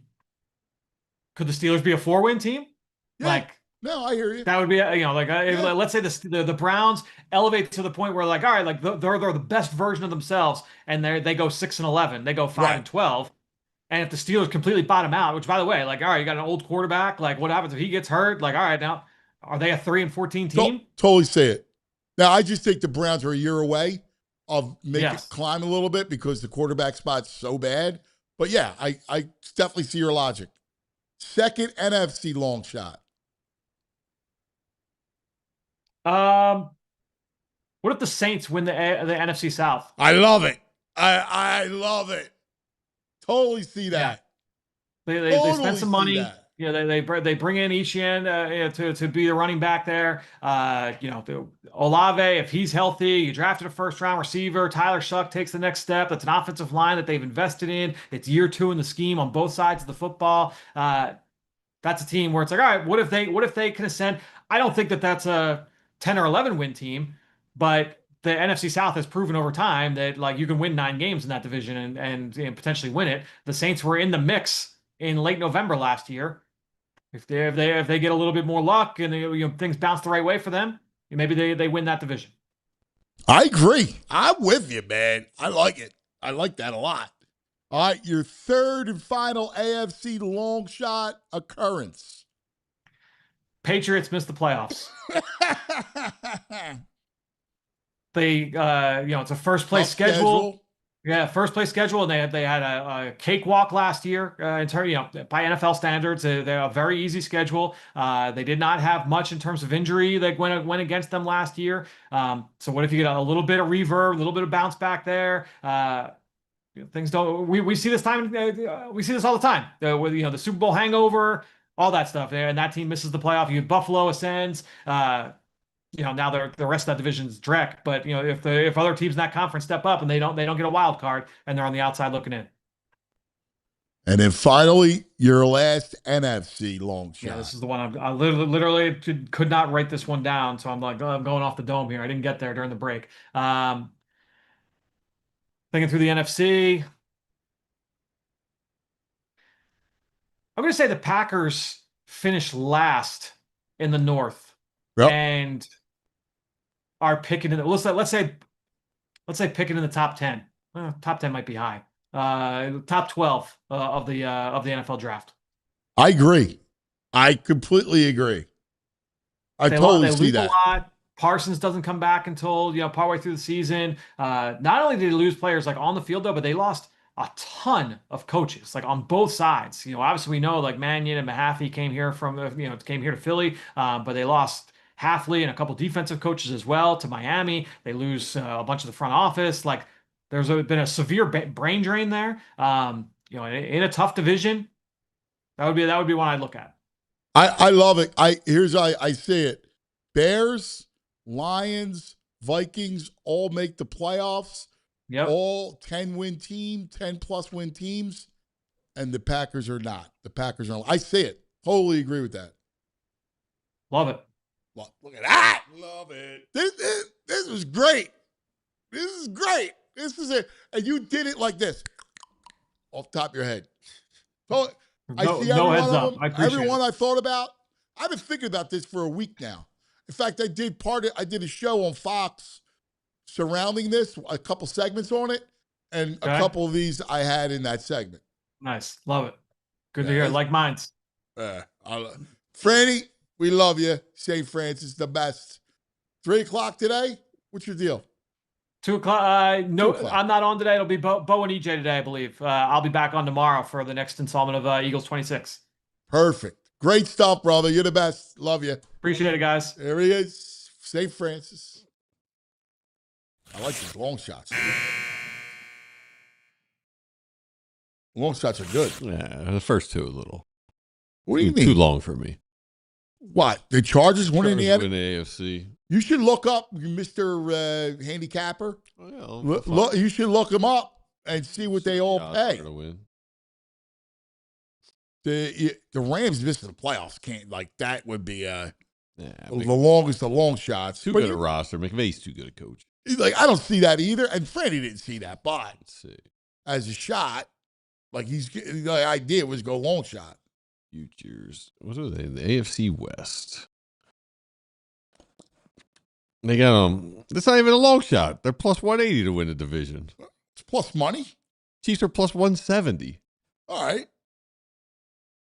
And you were poo-pooing it.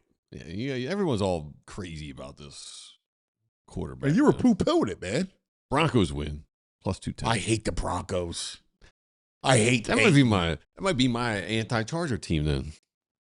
Go Bo Nix. Oh, good. I hope you do. Yeah. You're a thorn. you're a thorn. You're with your nails, your Dracula nails. Jules rules. Jules, great stuff today. Oh, yeah. We love you. All right, everybody. How's the chat?